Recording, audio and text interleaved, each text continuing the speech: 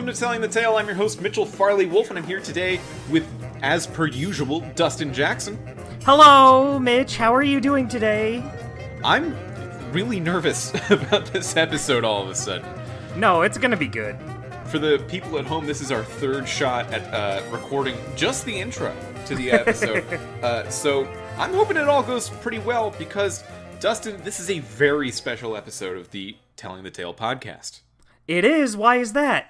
Well, not only are we finishing The Walking Dead Season 2 with The Walking Dead Season 2, Episode 5, No Going Back, but also, we have a special guest. Hello, What? I'm here. Hello, who are you? I'm Special Agent Ape, or Andrew, whatever you want to call me. I would like to call you Andrew for brevity's sake during the podcast. No, you have to say the whole name every time.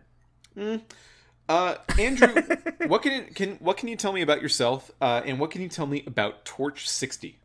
I am a freelance musician, and Torch 60 is an indie dev team consisting of my friend Dan and I, and we make RPGs. Some RPGs that might include Brave Hero Yusha, Soma Spirits, Soma Union, and the upcoming Epilogue Adventures, and Astra Hunters Ozma.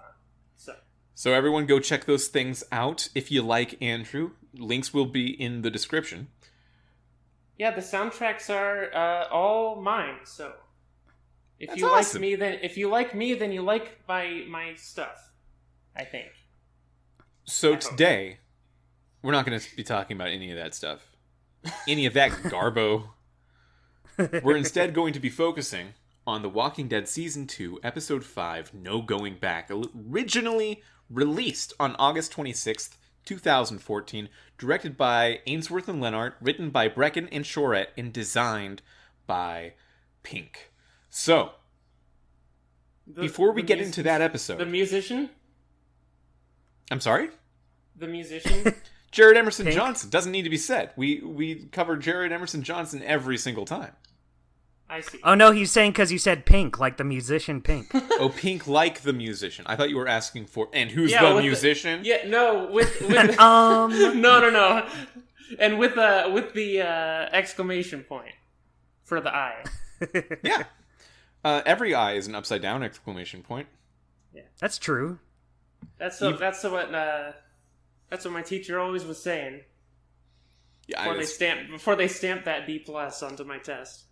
Man, you should have remembered the thing about the I. You got such a poor I grade. Well, here's the deal.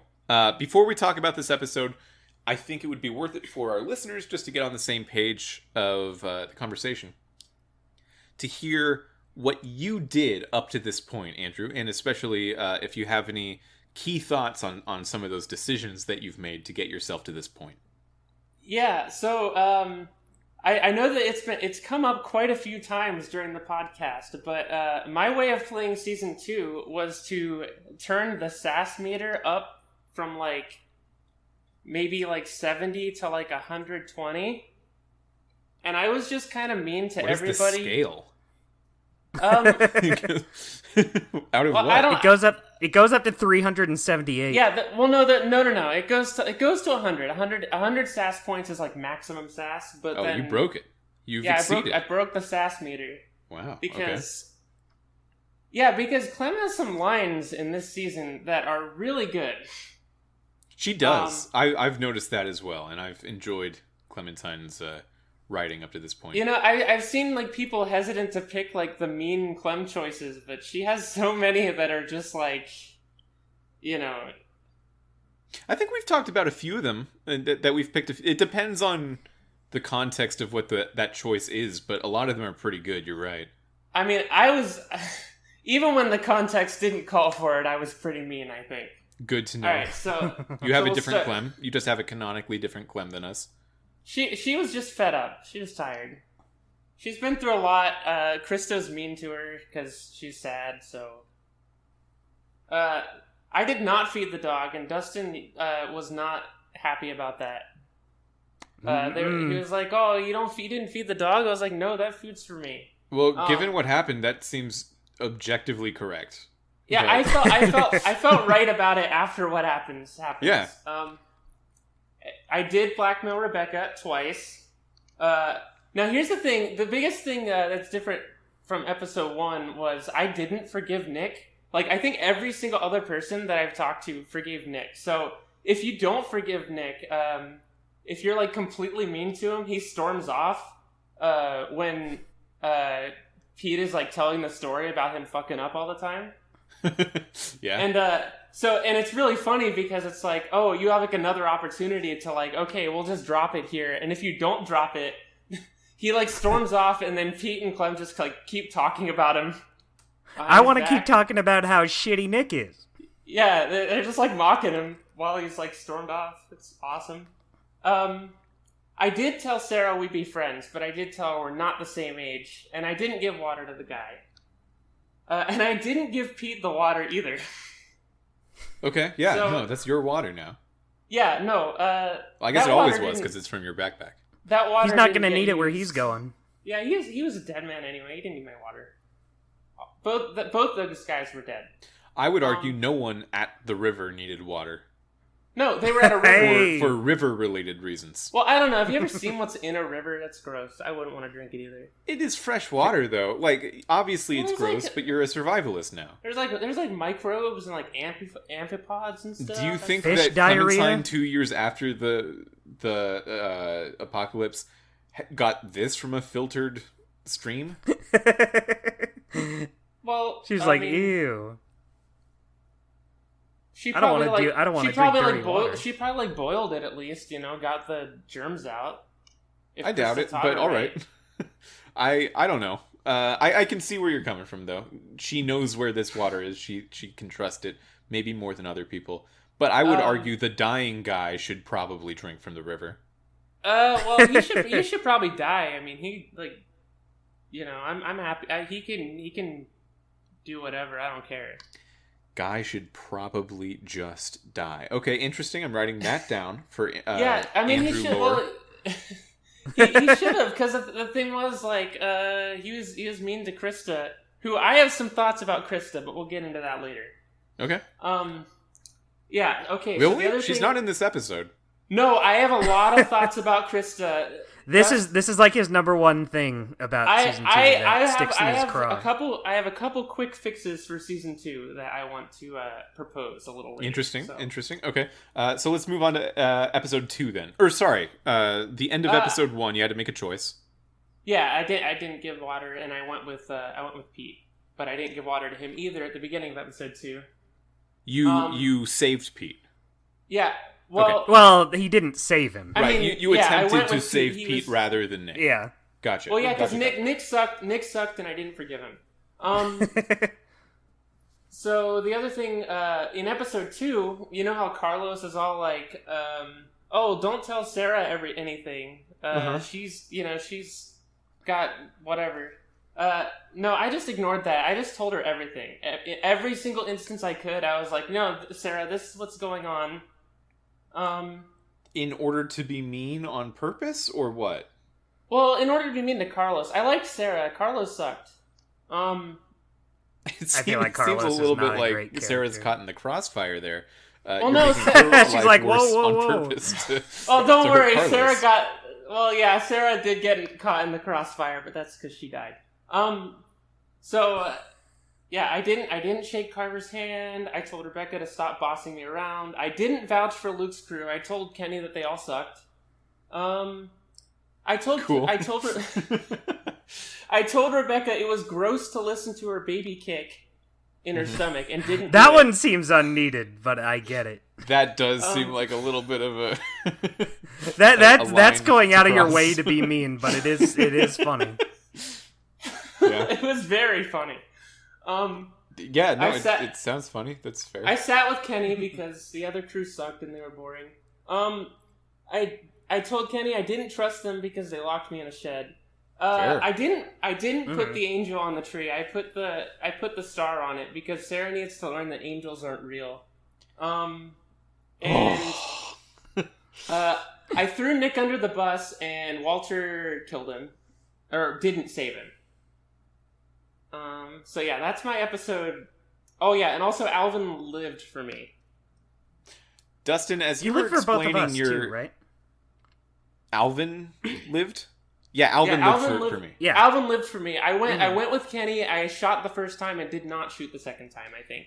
Yeah, Dustin, what I was going to say was, every episode you would say something like, I saw Andrew or Adam do this thing that annoyed me so much. And I was always hearing about that and coming from a place of like, yeah, but don't you like kind of value that you got to see another aspect? But now that I'm hearing Andrew say it so proudly and so cockily, I understand where you're coming from in your annoyedness. Well, okay, but this... No, everyone can play how they want, but... Sure, yeah, I mean, that's what it's for. That's what the structure of the game is for. That's the point of choices. Here's the thing. But also, I get it.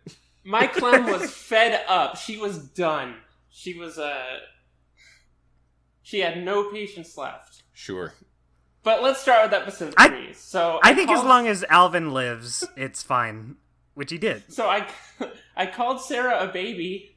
I don't remember the context for why. Now I've seen the Bob's Burgers movie, so I know how violent that is to call someone a baby that is not a baby.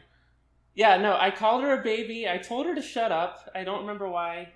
I think... it's because when she was talking during Carver's speech. Oh, yeah, when she's talking about... Oh, I told her to shut up then, too. Yeah, that was just preservationist. Yeah, that was like, shut up, Sarah. You're being dumb right now. I didn't help her with her chores. I also did not. Although I regret that one, but... I told Bonnie the jacket was ugly. Yeah. Which I think I was correct on. Go Clem. I love that jacket. We talked about this a little bit outside of the podcast, and I'm glad you just brought it up to remind me. I wanted to say that I personally, as an individual looking at the screen, love the jacket, but my Clem does not. Oh yeah, no, I was kind of similar. I was like, yes, cool, costume change. Even just more than it being different, I would wear that right now. I like that jacket a lot. Well, my thing was that Bonnie sucks. So I was. Bonnie does suck. I think the three of us are in agreement on that. I will talk more about how Bonnie sucks a little bit more. Sure. Once we get to episode 4. So there's a way she can suck even worse in this coming up. I'm excited to talk about episode 4. Bonnie super sucks. And I did watch Kenny do Carver in, which I know is a big point of contention. So it's a point of contention, but I will rush to at least a part of your defense here and say that I also did, and I also don't really regret it. Well, yeah, I mean, there's a couple things because so my logic with it is it's the first time that Clem is really being offered a real choice where she actually has control over whether she wants to do this thing or not. And it's I feel like part of the thing with the first couple episodes is that every character is talking over you. Yeah. And that was one of the few times where Kenny is putting you on his level and saying okay, and I don't think this is a good thing that he's doing, but he is giving you a choice to do this, And that's so an that's interesting space to explore. I think we'll talk much more about agency. Yes, I have a lot of thoughts about agency, especially when it comes to the difference between Kenny and Jane. Me too. I have a lot of notes about just what it means to be in charge of your destiny in this kind of game for a character in the universe. But we can come back to that. Unless you want to talk more about that choice, we can maybe move on. I think it ties more into stuff that we'll talk about later. So we'll talk about it a little bit more later. Sure. But yeah, and then I told Sarah to shut up after Carlos died. You told Sarah to shut up? Yeah, I told Sarah to shut up. Because, when they're all being swarmed by the walkers, it's shut up, Sarah. That was my go-to. Was if Sarah is screaming and being weird, then I just told her to shut up. Yeah, that time I might have also... No, I don't remember what... I said something to get her to try to shut up, but I don't remember if I said that exact phrase. Didn't work. Episode 4... Oh, yeah, also... I can't remember if I chopped off Sarita's arm or not. I think I did, and then didn't realize why it was bad. Also, like Mitch. So. Yeah, and I think we talked about last episode why that was that is hard such a thing to cool swallow. choice. I love that choice because it is like intentionally misleading, but like in a really smart way because it's like testing your like quick thinking, I guess. I think we disagree. I think the two of us don't like that one. Okay, well, I like that one because the thing is, like, it's testing. It's like, okay, you are in like a. Okay, I don't like how episode 4 handles it. I'll talk about that a little bit also, but you like well, go ahead. I like the immediate choice. I like the concept of like, okay, it would be good to chop off her arm, but also like you are in the middle of a horde. Like, why would you do it here? You know. Mm-hmm. you more like that. It's a choice where you really have to think fast. Yeah, it's a quick thinking thing where it's like, you know. Okay. It's not even like a bullshit thing where it's like at the end of season 1 where it's like, oh, you can save Omid or Krista while they're running alongside the train, but it doesn't really matter. It's like, no, you actually have to think about this and like weigh your options a little bit. Sure. It still doesn't matter. Well, it doesn't. Okay, here's the thing. I don't think a lot of season 2 matters. As far as like the choices you make, which is like a big bad thing about it, but also like I do think it kind of ties into the agency thing a little bit, which I don't know if we want to get into this right now, but I think let's finish the connections. But what I'll say is that we've been talking for most of the coverage of this season about these choices and why they feel very stunted compared to the choices in season 1. And I have new thoughts for this episode that have really changed the way I've thought about almost all of the choices we've encountered thus far. And we'll get around to it. So that's I definitely have some thoughts about that too. So okay. But let's keep going on. So then, episode 4. Okay, episode 4. I told Sarah we're friends, remember? And she says, "No, we're not." Which, what do you think made her just your general diggishness, or? Oh well, I'm probably telling her to shut up 3 times.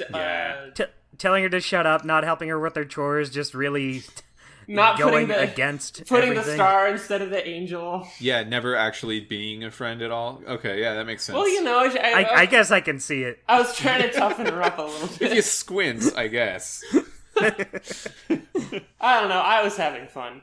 I did slap Sarah and save her. You what? I slapped Sarah and saved her. But okay. Also, she just dies anyway, so it doesn't matter. Sarah gets slapped more than anyone else in this season, doesn't she? She sure does. Well, she gets clocked.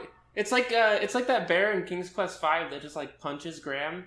It's kind of like that. You were talking about that bear earlier today, and I think actually this is not like that, and you were just thinking about that bear's No, it was like that though. She goes flying. She goes flying the first time she gets slapped. It is hilarious.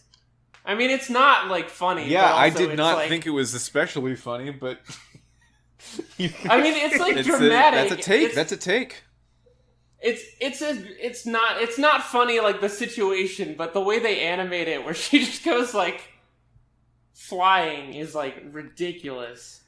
Carlos used his side smash. Yeah, maybe in defense of your feelings about that being funny, it is one of the many instances of this game having a very weird relationship with material physics that I brought up in the last episode. I was bringing it. She like bringing it ragdolls up in the context of like why the deck would fall because you moved the cannon just a little bit to the left or right. And yeah, there's just a lot of stuff and. She like ragdolls and T-poses to the ground. That's ridiculous. Poor Sarah. Like you feel bad. Like no, you like really feel bad for her because it's like such a violent hit that it's just like shocking. Yeah, it's weird. Like you'd think. I guess this is a criticism of episode 3. You'd think like, hey, Carlos, are you gonna hold back a little bit? You're gonna no, no. Carver tells him not to. Yeah, Carver tells him not to, but you can still like not use all of your strength. Yeah, like you can clocks just her. sell the idea. This is how strong I am. I don't know. I mean, it's that, like, the scenario itself is not funny. It is super, like... No. It is super, like, very... If this were a real-life scenario thing. But if you take that clip out of context, like, it is very funny, I think. Man, I only saw it in context. You're right. So what's next for episode 4? What else happens in episode 4? I did not hold the baby because I told Rebecca babies are gross. Damn, you're really on a roll. You've made a choice about your Clementine. And I didn't choose to mug Arvo, but I also didn't, like, really stop Jane from doing it. I was, like, kind of quiet. I just kept, like, picking. You can do what you want. Yeah. I think that's an understandable. I don't think she like ended up mugging him by the end, but also I'll get into that later because that also sucks. Well, actually, no, I'll get into that now. Why does that choice should matter more than it does? For you to not mug Arvo? Yeah, because, like, he just acts like you did it anyway. That's, like, another one of those where it's like, oh, this does not matter. Yeah, this so we were episode had a talking few of about those. this before, Dustin, where I think that it was like a development error, where if you don't mug Arvo, it's supposed to show Jane doing it. Like, I think it's actually a problem with the animation or something. Because Jane is supposed to have mugged Arvo. She's supposed to, like, take his stuff even if Clementine says not to. Yeah. Like, that filters into the end of the episode and the beginning of the next. But, like, yeah, there's really stuff that should have happened there that didn't. And I think that's just a legit technical error. I don't know. Oh, well, they'll get it next time they do season 2 of The Walking Dead. Yeah, next time around, they'll totally get it. All the people who are still employed. All right. Yeah, I think that's all the stuff, really. Did you shoot Rebecca? I did shoot Rebecca. Me too. I didn't, but probably should have. And I did go after the baby, even though Clem thought it was gross. She learned to love this baby. That was this episode. Oh, okay. That's the start of this. No, like, there... Was it this episode? Yep. Yeah. Oh, yeah. Okay, well, that's the start of this episode, so spoilers. Okay. So it looks like you went after the baby. Yes. So interesting We segued take. right into it. I think all three of us now are taking very different approaches in this season as a whole, which is very different from when we finished season 1 and Dustin and I kept amazing ourselves by doing the same thing every time. Yeah, I like that. I like that all three of us have different experiences.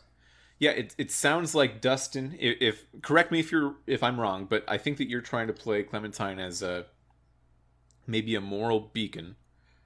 Yeah, my Clementine. My Clementine. I try to keep her being, sweet, nice Clementine, but doing what needs to be done if it has to come down to it. But like as a last resort. And Andrew, again, correct me if you think that this summarization is incorrect, but it seems that you've played your Clementine as hardened by the hardship. And I think that, and also like she's already learned. She's not learning things from anyone anymore. Like, she learned from Lee what she has to do to survive, and now she has to put that into like motion and realize, like, okay, like, certain people are dangerous and certain people suck, and Bonnie super sucks. Here she's just watching this circus of fools. If I were to describe my approach to Clementine, I think it would be theoretically in the middle of you two, but not because I'm trying to cut a difference or anything. I just think that Clementine at this point is a good person, and all else equal, it tries to be a good person all the time, but my version of Clementine is very much a practicalist and looking for ways to cut out some of the way that maybe some of the more emotional aspects of season 1 have doomed certain characters from season 1.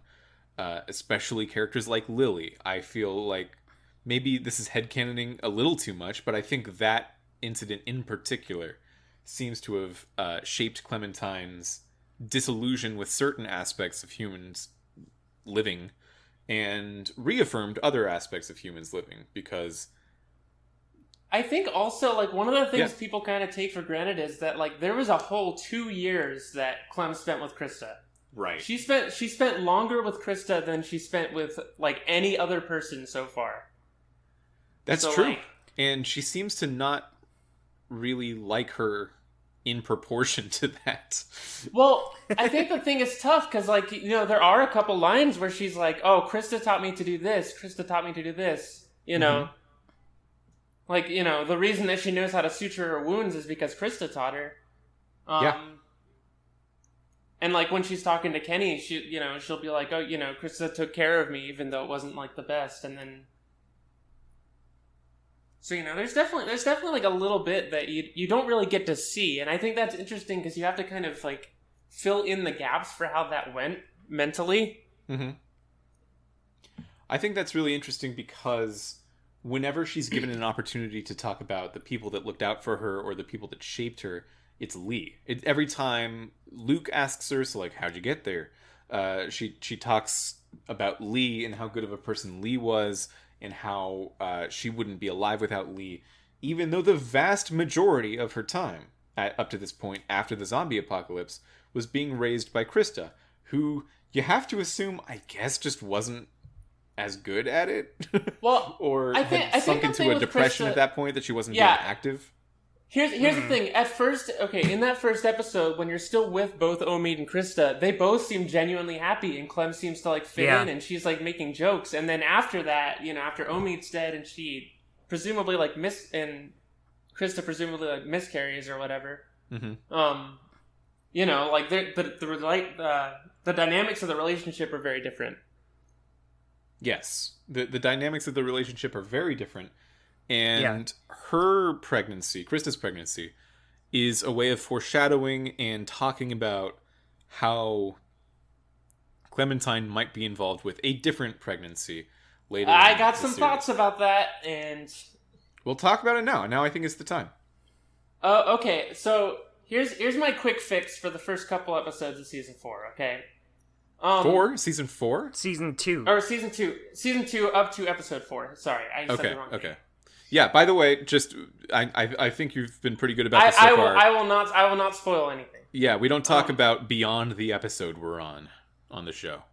Yeah, okay, so my quick fix for this whole season is like, so you can still have Krista have the miscarriage, right?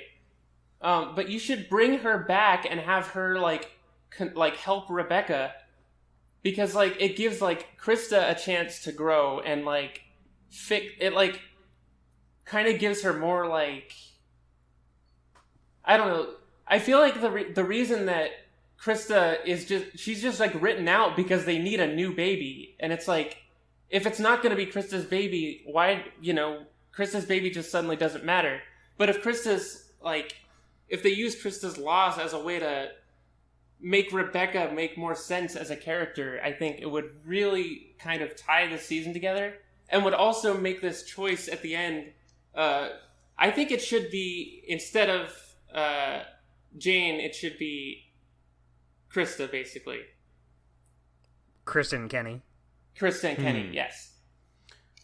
I think I have a reason why I don't necessarily agree that would be what I would do, but I could see how that would work. I could see that using that character in that way. Development. Yeah. It makes her. I mean, it would also, like, if Rebecca has to die, it also gives a reason for both of them to imprint on this baby. You know, like Kenny's like, oh, this is my new child. You know, and Krista would also be like that because, you know, she miscarried. So they both have like a reason to care about AJ. Mm-hmm. I think we're getting ahead of ourselves a little bit, but. Yeah, we are getting ahead of ourselves a little bit. Let's get through the episode. Let's start that dirty work. I guess if we have to. So there was a shootout at the end of the last episode, and then it cut to black. So you didn't see who died. Turns out no one from your side, a bunch of people from their side. Wild Walking Dead. Yeah. Wow. It's not been like that this whole season. like everyone's suddenly dying, and then like, oh no one died here, it's okay. Yeah, the one where they all have guns trained on them and someone else shoots first. That's when everyone's fine. Well, kind of wild, but sure. Good for the writers for not. I mean, I feel like they've kind of been falling into this trap of needing to drop like 20 bodies at the end of every episode. So, well, there still are 2 major deaths in this fight, regardless of the fact that didn't affect anyone in the party. Right before this, Rebecca is shot by either Clementine or Kenny, depending on if you hesitate to pull the trigger or not. And also, Arvo's sister turns out to be a real person and not an excuse, and is killed in the crossfire. Not even the crossfire. I guess she's just killed because she had a gun also. Honestly, that just feels like an ass pull to me. Like, it's... Go ahead. They don't do anything with the sister. It's like just to like give Arvo like a tiny bit of sympathy, even though he sucks. Well, I think proving that she was real is sufficient to making Arvo's situation feel different. It makes Jane's mugging him feel a little worse if you actually do go through with the mugging. Mm-hmm. Yeah, and I think that's important because Jane is again elevated in this episode astronomically higher than where she was before last episode, which is again like that happened before between episodes 3 and 4 too. So I guess there's a question there of like, why are we looking at all these different ways to make Jane's side of the story seem even worse than it could? Jane's let you down by having sex with Luke and removing him from his post. She's caused this death that needn't occurred. She did save you, and she did save Luke. And then she Sarah. left. And then she left. And then she left. She's a real mixed bag of consistency. You know, you can't trust her, but that's kind of what she told you the whole time. So, Can you blame someone who tells you you can't trust them and then you can't trust them? It's true. Like, but I think that's part of the point too. Is like, you know, Jane isn't easy to trust because she's so distant and doesn't think about, you know, she only thinks about herself, basically. So she left at the end of last episode, and I think I told you, Dustin, something to the effect of like, and I guess she's just out now. She immediately comes back at the beginning of this episode in order to save you, and her presence in this gunfight is probably what turns the tide in your direction. It also leads to my favorite line in the whole season, I think. Which is what? Which one? So when she comes back, you have the option of saying, "Oh, do you want a cookie for being good and coming back?" Oh, yeah. I have that written down. And I super said that. Yeah. Yeah, because Jane was talking like, I shouldn't have left, and I don't know, I'm having this thoughts about being here. And she's saying this while Arlo's sister just died, as you're carrying a baby whose mother just died. And you're like, I don't care if you need to feel good about your actions right now. Yeah. This is a very... I kind of got other stuff going on. This is bigger than you, Jane. Why don't you, like, step back a little bit and let the adults talk? Something that happened in this scene... Something that happened in this scene, it's not like a big thing, but it made me a little uncomfortable, is when Jane comes back, she stabs one of the people you're having the shootout with in the back of the neck, and he's really gargling for obvious reasons. He's dying. But boy, I feel like it goes on maybe like 2 seconds longer than it needs to. Now, here's the thing. I think Season 2 sometimes goes a little bit too far. In terms of... define that. What in terms of what? Well, it feels... Okay, it feels like a little too bleak most of the time, and it also, like, just is a lot gorier than any other season, I think. Yeah. You feel like they needed to raise the bar? I feel like they felt like they needed to be more extreme than they were, and it's not about that. It's about the character drama, you know? This ain't your daddy's Walking Dead. Well, yeah, and I'm not super fond of that. This is definitely a different tone, a darker tone than Season 1, and Season 1 already had a fairly dark tone. And I played this episode... more than half a week before recording this episode right now, which actually almost exactly 1 week before recording right now. And I don't normally do that. I know, Dustin, you like to play it the day of, so it's fresh. Yeah. In this case, I don't know what drove me to want to do that, but I'm very glad that I did. Because after playing the episode, my thoughts on it changed drastically and dramatically a number of days after playing it. Ooh, interesting. Sorry, what were you going to say, Andrew? I think depending on your choices, also, like, you can read this episode in a lot of different ways, which... Oh, for sure. It's kind of a testament, because, like, the last episode was so, like, a little bit messy and, like, just kind of, you know, feels a little rushed, and then this one just, like, I feel like knocks it out of the park. I think it does now. I think this episode is great now. But right after I played it... right after you finished? I thought it was fine, but dropped a lot of opportunities. My perspective was that it dropped a lot of opportunities, and did some stuff near the end that it took days for me to understand, like, oh, that's what that was, from a literary point of view. And it really changed my mind about how the whole thing went down. And one of the things that changed was my response to Season 2's tone in general. Wow. Because my immediate exit thought was just... Season 1 was dark and bleak, but it also had a lot of positive moments, had a lot of moments like, hey, let's play detective with Duck. And even when we have to kill Duck, we are doing it for a good reason and trying to make a friend feel better. And all of the darkness was laced with light. The shadow was laced with umbra. And it felt... like a very wide range of the human emotion scale throughout the entire season. And then Season 2 isn't that. It's an exercise in bleakness and sadness and loss and anger. And according to the developer commentaries, they also wanted to go, like, the higher ups wanted them to go darker. Like, I'll get to it in the ending, but... What are you going to do? Eat the baby? Like... Don't eat it. You joke, but it's close to that. Like, the developers apparently kept, like, really wanting them to kill the baby. Like, to kill off the baby. And it's like, no, do not do that. Like, the baby is a symbol of hope for the season. I feel like it would have ruined... It would have killed the season if they killed that baby. Well, what I was sort of rounding around to was that I don't think that's just what they're doing anymore. A lot of that stuff makes a lot more sense to me with the way I've learned to think about this episode. But I think we need to talk about the whole episode before we get into that kind of stuff. Okay.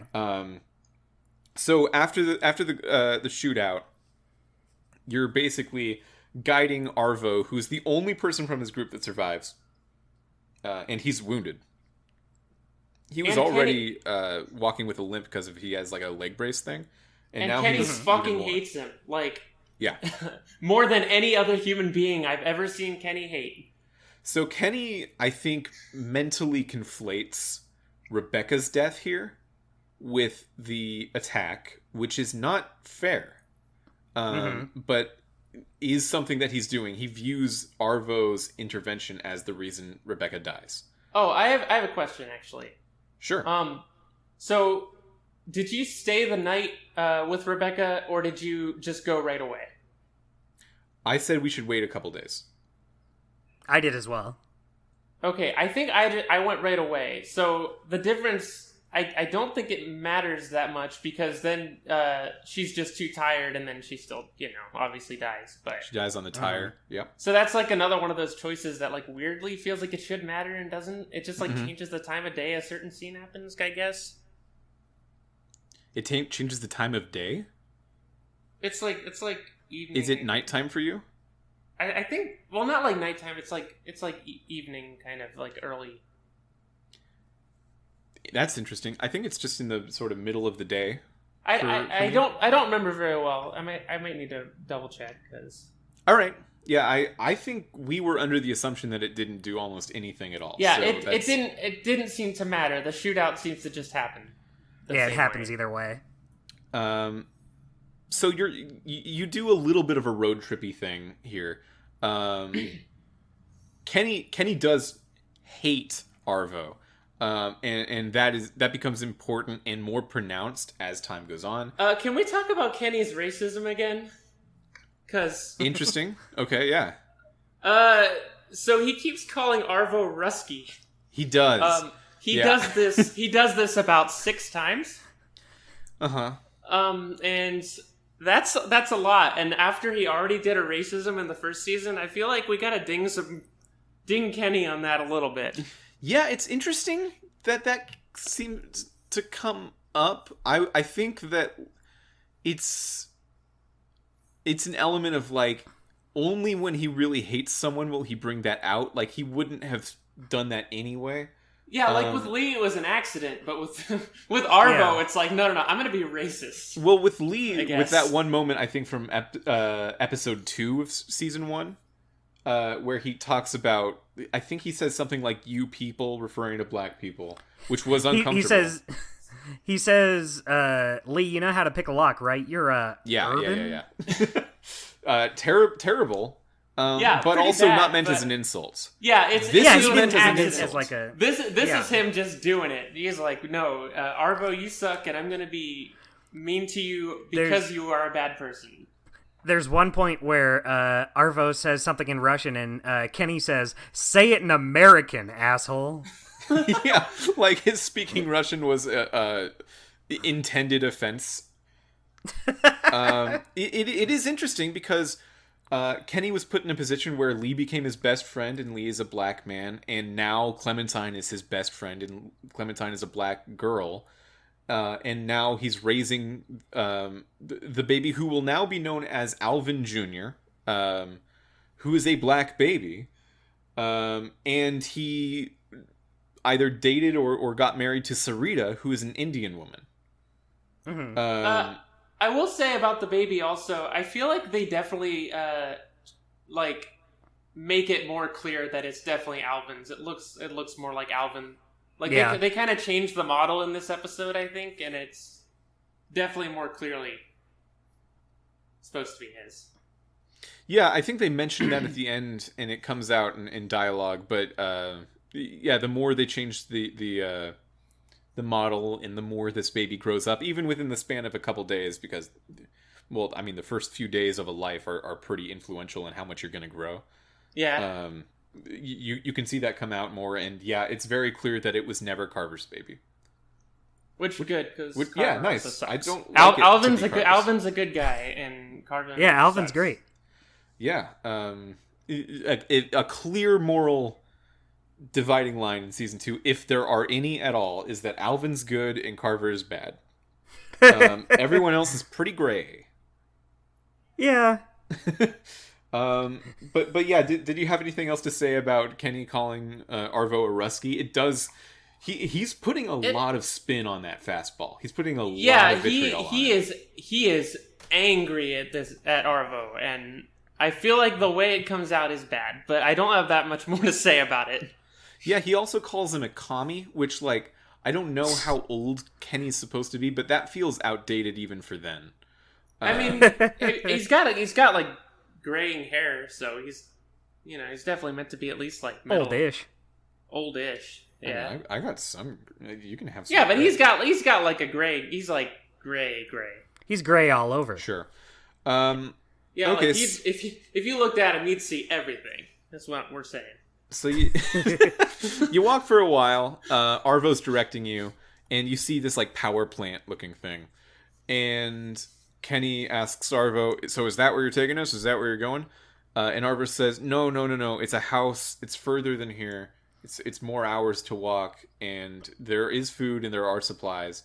But no, it's not here yet." And Kenny gets angry that it's taking too long to get there. This whole time he assumes that Arvo is leading them in the incorrect direction.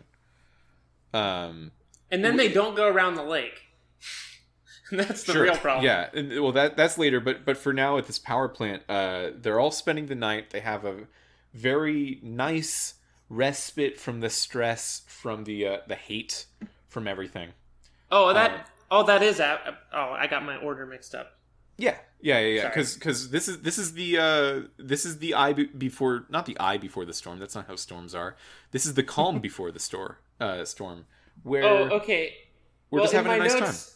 In my notes here, because Luke got shot in the shootout. I don't know if we brought this up. No, it doesn't matter. Well, okay, no, it does though, because one of the things I said was I told him he looked like crap. Nice, good. So You look like absolute dog. Yeah, you're not doing well, Luke. Sorry, you look like crap. I think my Clementine said it too, but it came out very playfully. Luke can ask how he is, and Clementine's like, look like crap, and then they high five or whatever.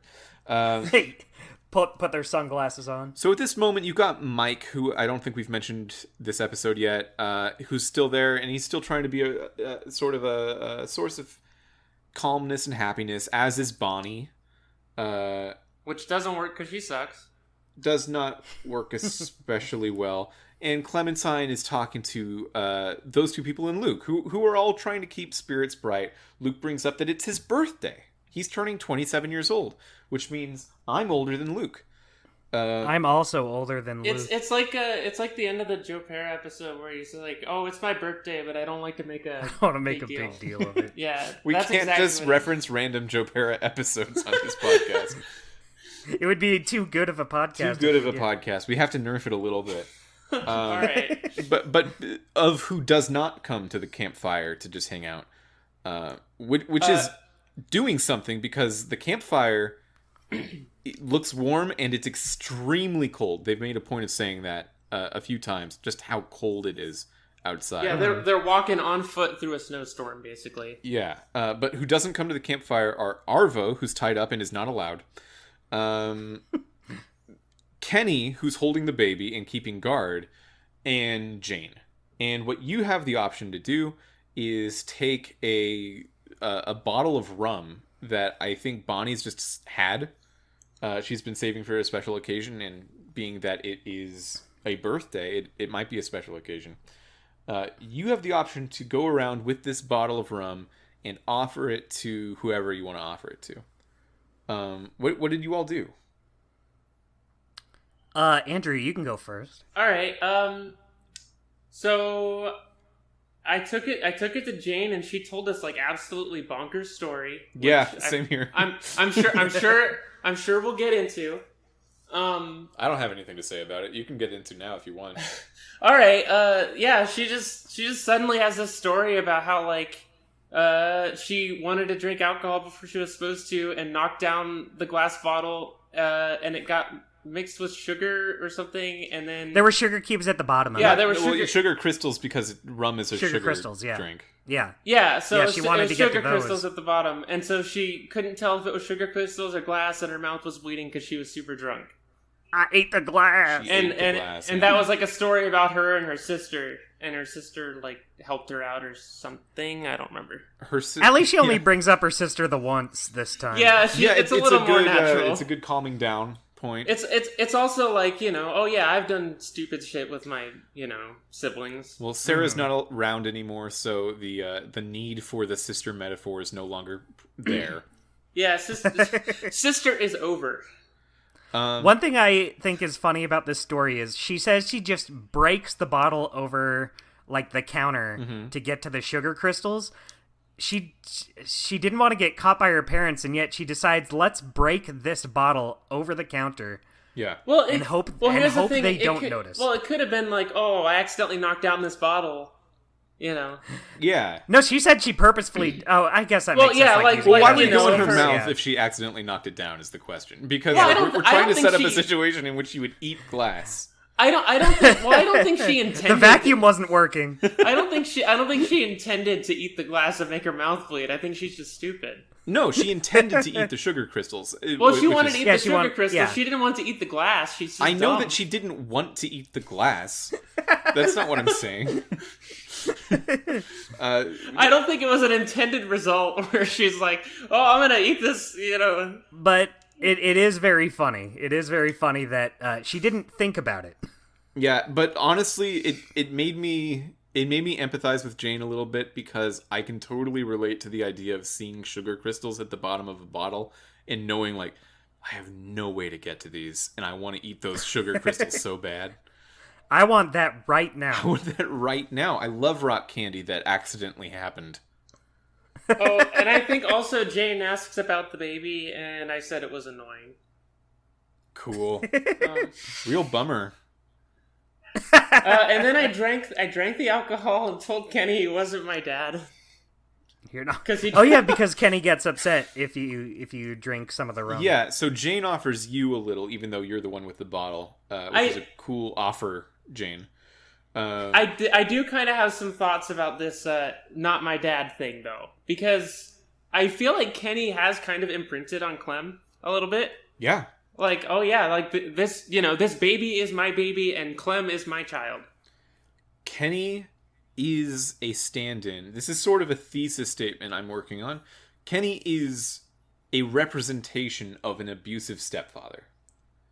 Ooh. I actually think they're both a representation. So the thing is, Kenny and Jane, right? So Jane is like, so Kenny is like a parent who's like too emotionally attached, and then Jane is one who's too emotionally detached. Yes, I have that written down right here in my notes. I think what I said is that. yeah, totally. I don't think Jane is a parent, though. Jane is not a stand-in for a parent the way Kenny is.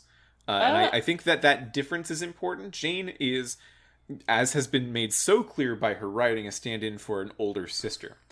And that makes a difference to me, especially as we get to the end of the episode.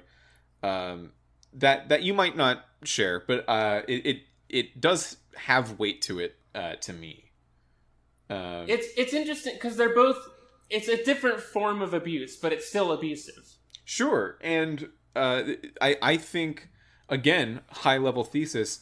Season 2 is about abuse, and it reforms a lot of what we've seen so far. A lot of the choices that didn't seem to matter at all, and a lot of the moments that seem to have gone too far in a bleak direction, to me, make a lot more sense now, having had some time to think about season 2 as a whole, as representations of abuse and why abuse happens, why abuse has to happen, or not why abuse has to happen. That's dark.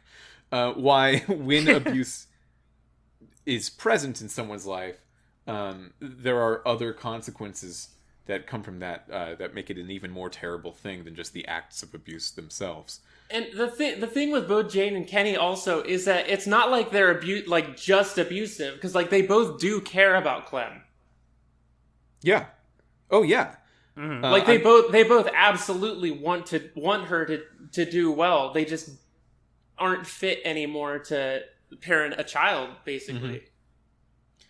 Mm-hmm. No, they clearly aren't. I think they do bad jobs at it, even if... well, we're getting ahead of ourselves. So this campfire goes sort of all right. It's a nice time. You can invite Jane to the campfire. You can invite Kenny to the campfire. And Kenny does do some stuff near the end of that campfire conversation that sort of makes everyone sour again and have a worse time. But for a bit, everyone's just hanging out, and you can make good arguments to both of those people as to why they should sit by the fire.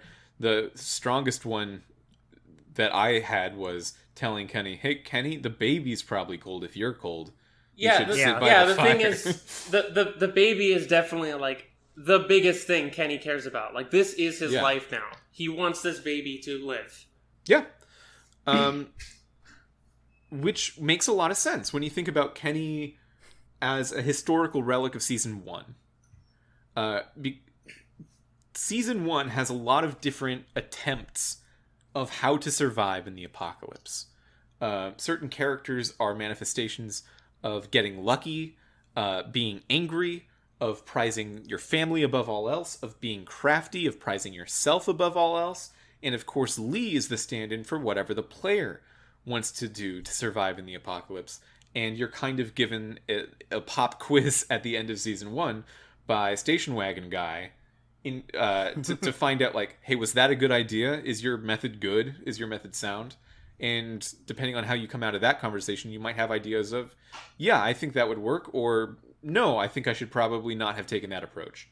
And Kenny is the pawn of that group responsible for thinking about your family above all else. Kenny is about family in season 1.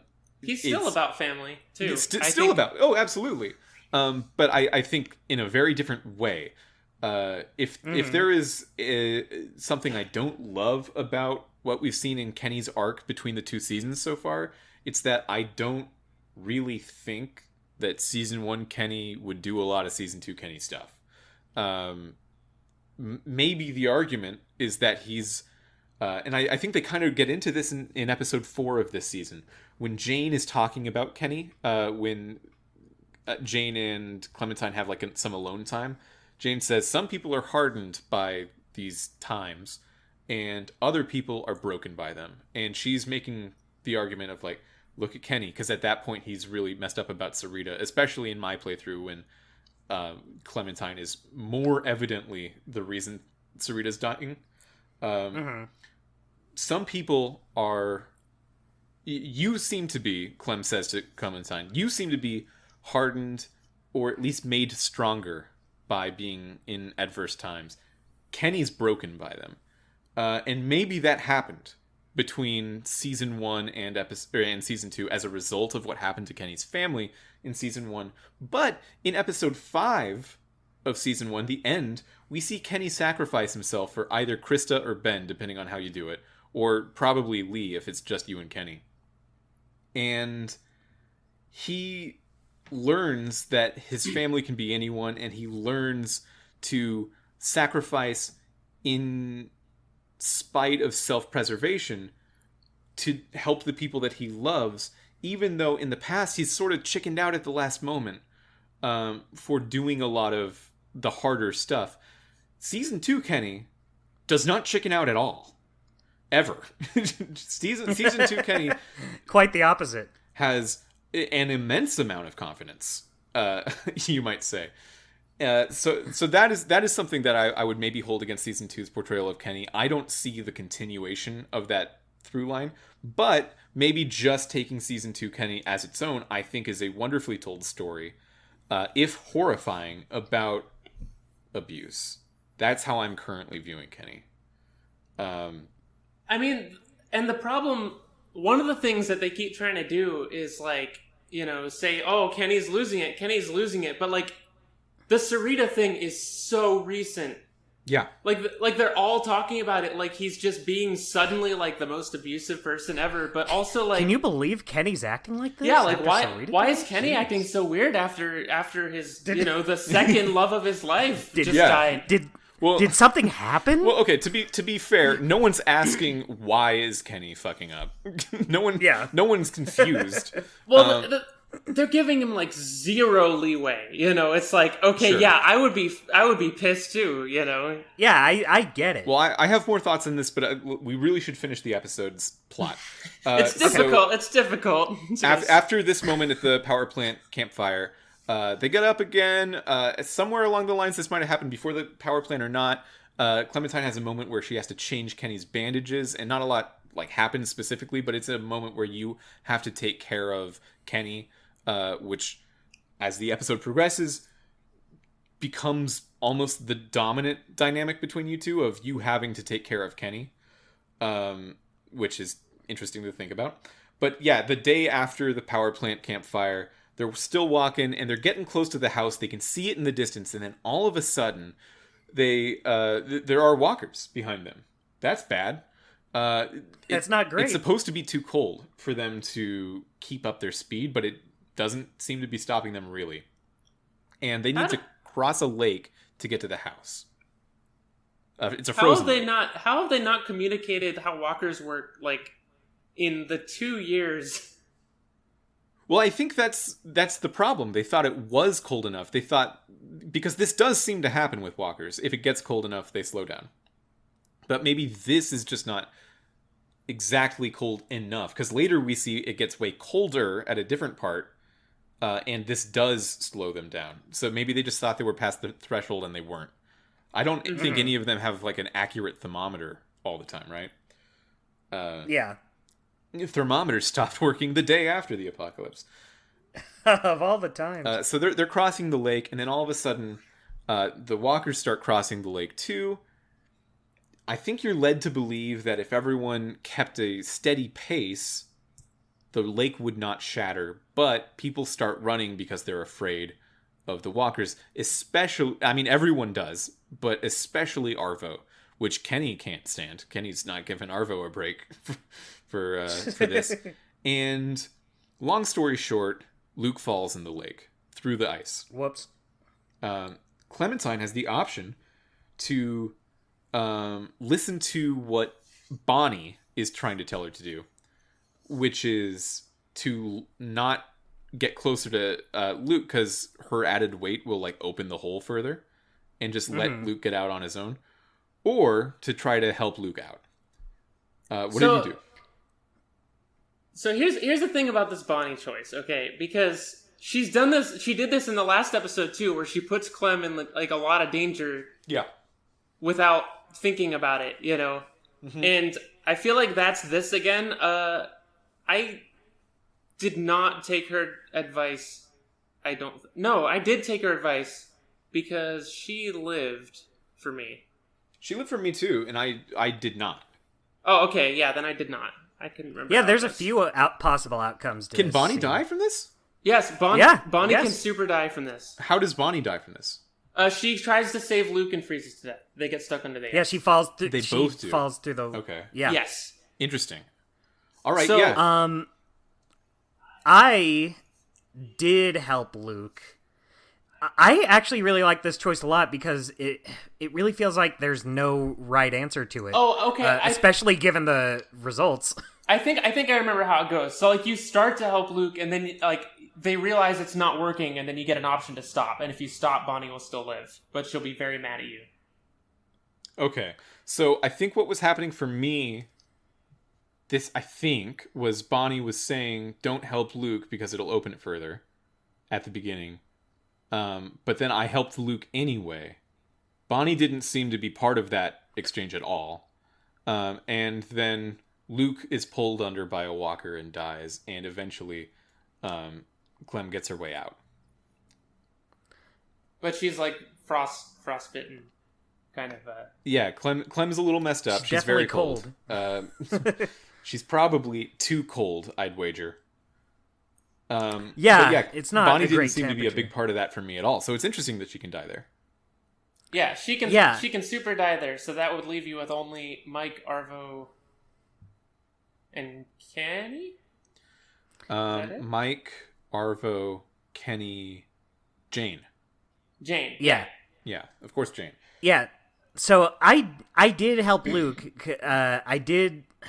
I guess I didn't really have any reason for it. I could see both of them. Like, Luke was saying, don't come over here, you're just going to make it worse. But Bonnie's like, you won't make it worse. You're light. You're a small child. Okay, so I might have mixed up what Bonnie was saying. I don't remember exactly which one. Bonnie wanted to say... Bonnie was telling Clem to go save Luke. Luke was saying, no, don't. I'll be fine. Yeah, she was once again going, oh, Clem, you're light. You're small. You can Clem, do this. get over there. Go do this. And that's the same thing she did the last episode, and it also put her in danger there. So... Okay. So Luke definitely dies here, and I guess Bonnie maybe dies here. Yeah. So you cross the lake, you get into the house. You do find out that Arvo is telling the truth. There is food, there are supplies, but Kenny is very mad about the loss of Luke. I mean, he would be mad no matter what, is I think what we're learning. But yeah. It's specifically he's focusing on the loss of Luke and beats the shit out of Arvo. Yeah.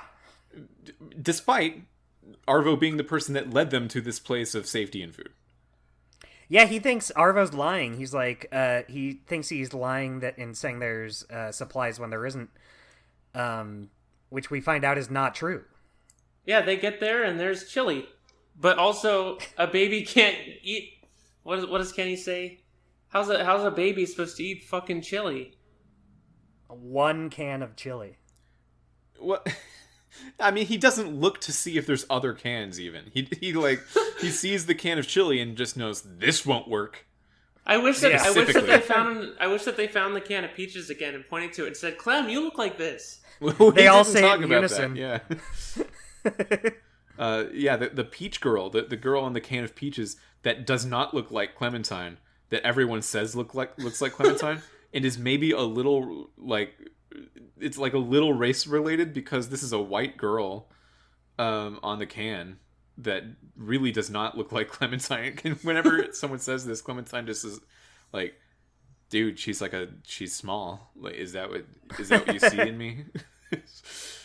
I guess you could say that to any little girl. Yeah, I have eaten one peach once, so... Yeah, I think it's only because the girl in the can also had pigtails. I think they're trying to say, "Oh, Clementine, you're a real peach." Well, then we'll move on. So this is maybe the climax of everyone in the group saying, "Hey, Clementine, can I talk to you alone for a second? Because you're the player." I'm not okay with Kenny right now. Kenny, the beating up Arvo in this house is probably confirmation for a lot of these characters, but the crossing of the final line for most of them, like, Kenny is not okay to be around right now. Kenny is too angry all the time. He is dangerous. We can't just take this risk of having him around. We don't have this shared past with him like you do, Clementine, which is, I think, important and why I don't necessarily think it would be great if Krista was here, because this is different to me. This idea of all of these people except Clementine have this distance from Kenny in time. They don't know him as well. They've just seen this aspect of Kenny for the last few months, weeks, I don't know, that Clementine has seen more of. And that affects her knowledge of this person, and gives her a much, and you the player, a much more nuanced take on Kenny's anger and Kenny's destructiveness and Kenny's dangerousness that doesn't need to be necessarily in agreement with what the other characters in the game are saying about Kenny. Yeah, they're only seeing the bad side, while Clementine knows there's good in there, but boy, you can't really get Kenny to show that off, can you? Yeah, well, Kenny is one of the characters himself who asks Clementine if he can have a moment alone with him. And for me, that conversation was very, very interesting. I don't know if how different this can be for player to player. But to me, Kenny... well, I'm sure this is the same every time. He finds a truck, and he wants to fix it with Clementine. Mm-hmm. And Clementine's first reaction to this can say, like, yeah, whatever. Anyway, you just beat Arvo up. That was bad. That was really bad, Kenny. And let's talk about this for a little bit, Kenny. Basically, yeah, that's how it goes down. And Kenny can say, I know, I pushed too hard. That was wrong, and it won't happen again. Clementine... He says, I'm not like that. You know I'm not like that. I would never do that again. It was a one-time thing, and I'm sorry. He really does push that aspect of it. And for a moment, it's believable. But then he has you working on the car, and he keeps like changing something around with the belt or the battery of the engine or something, and then asking Clementine to turn the key. And every time it doesn't work, I think she does it like, you get to do it 3 times. Or maybe just 2 times. But like each time it doesn't work, he gets a lot more angry, and then he eventually just like kicks the hood of the car really hard, and all of a sudden you're like back in this situation where you're watching Kenny be very dangerous. Like, he's kicking a car now instead of a person. That's an upgrade. But like, he had just finished saying, that's not me. I don't have that problem usually. This is a very specific time, one-time thing. I feel bad about it already. And then he's just like immediately showing the player, and Clementine also, if you believe that she is digesting this lesson about Kenny, maybe, No, I am dangerous. I am actually dangerous right now. Very interesting moment to take in. Yeah, Uh, definitely.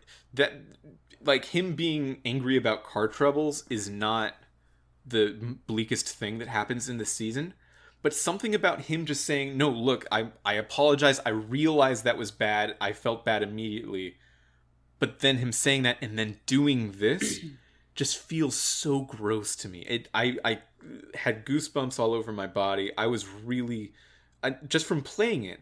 Like, I'm not in the situation. It's not a person. Kenny's not real. But I really hated that moment. I mean, in a good way. It's well written, but like, Yeah. I was grossed out.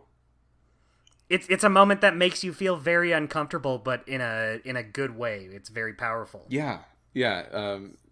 One of I think the standout moments of the episode. I think an understated moment. There's no big choices or anything, and it's really just Clementine and Kenny talking. But there's a real darkness in it that I'm skeeved out by. Andrew, That's awesome. With your different take on Clementine's personality? How did that conversation go? I changed the subject, and we were talking about where we would go with the car. Oh, that also comes up for me. Yeah. Yeah, I don't think I scolded Kenny much, really. I don't think I scolded him because once he sort of apologized, Clementine has the she doesn't have anything else but to drop it, because now you're talking about the physics of the car or where you're gonna go. It's revealed that Jane really wants to go back to Howe's because the Carver group is probably not there anymore, and it's just a structurally sound area. Can we talk about Jane's conversation a little bit with Clem, though? That one's interesting to me.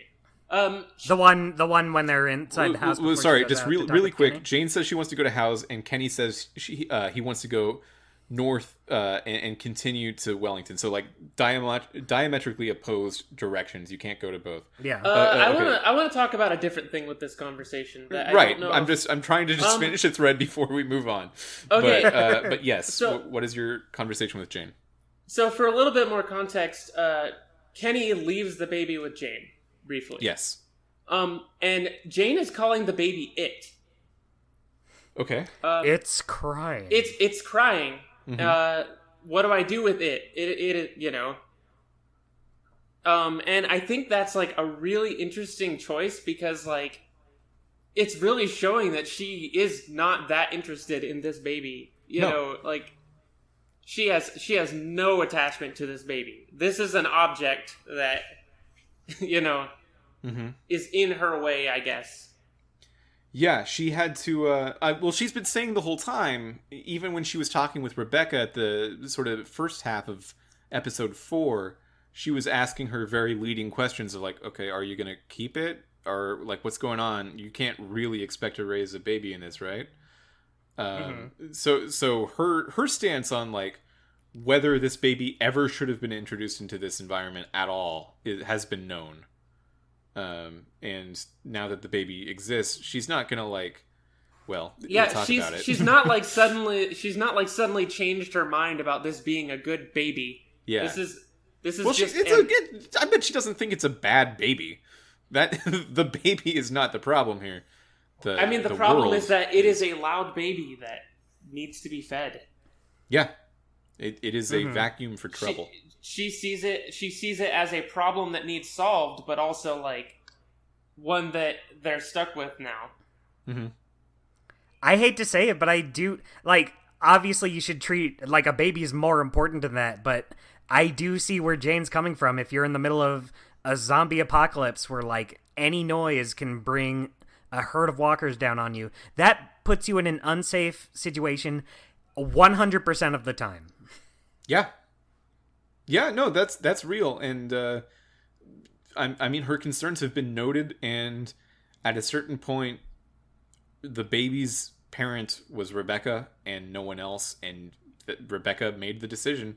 But yeah, the baby will make things harder. That's real, and you should probably not take it out on the baby. You should probably take it out on Rebecca for making the choice. But thanks, Rebecca. And she's not like actively being mean to the baby. She's just like she doesn't care. She doesn't care and doesn't know what to do with it. Yeah. Yeah, that's interesting. Thank you for bringing that up. I kind of forgot about that bit. After this, there is a fight of who wants to go in what direction. I believe pretty much everyone in the group except Kenny is interested in returning to House, especially now that you have this truck. Mm-hmm. But Clementine's given the decision to weigh in on this. I said that we should stop fighting about it, but also when given a choice, I said I do think Wellington is a better option than House. I said Wellington also, but I find it interesting that one of the choices you get there's like a pamphlet or something in the car that says Mexico. Yeah, and you can say, "How about Mexico?" Oh yeah, I forgot about that. We could go anywhere, anywhere, but probably not Mexico. Probably not that.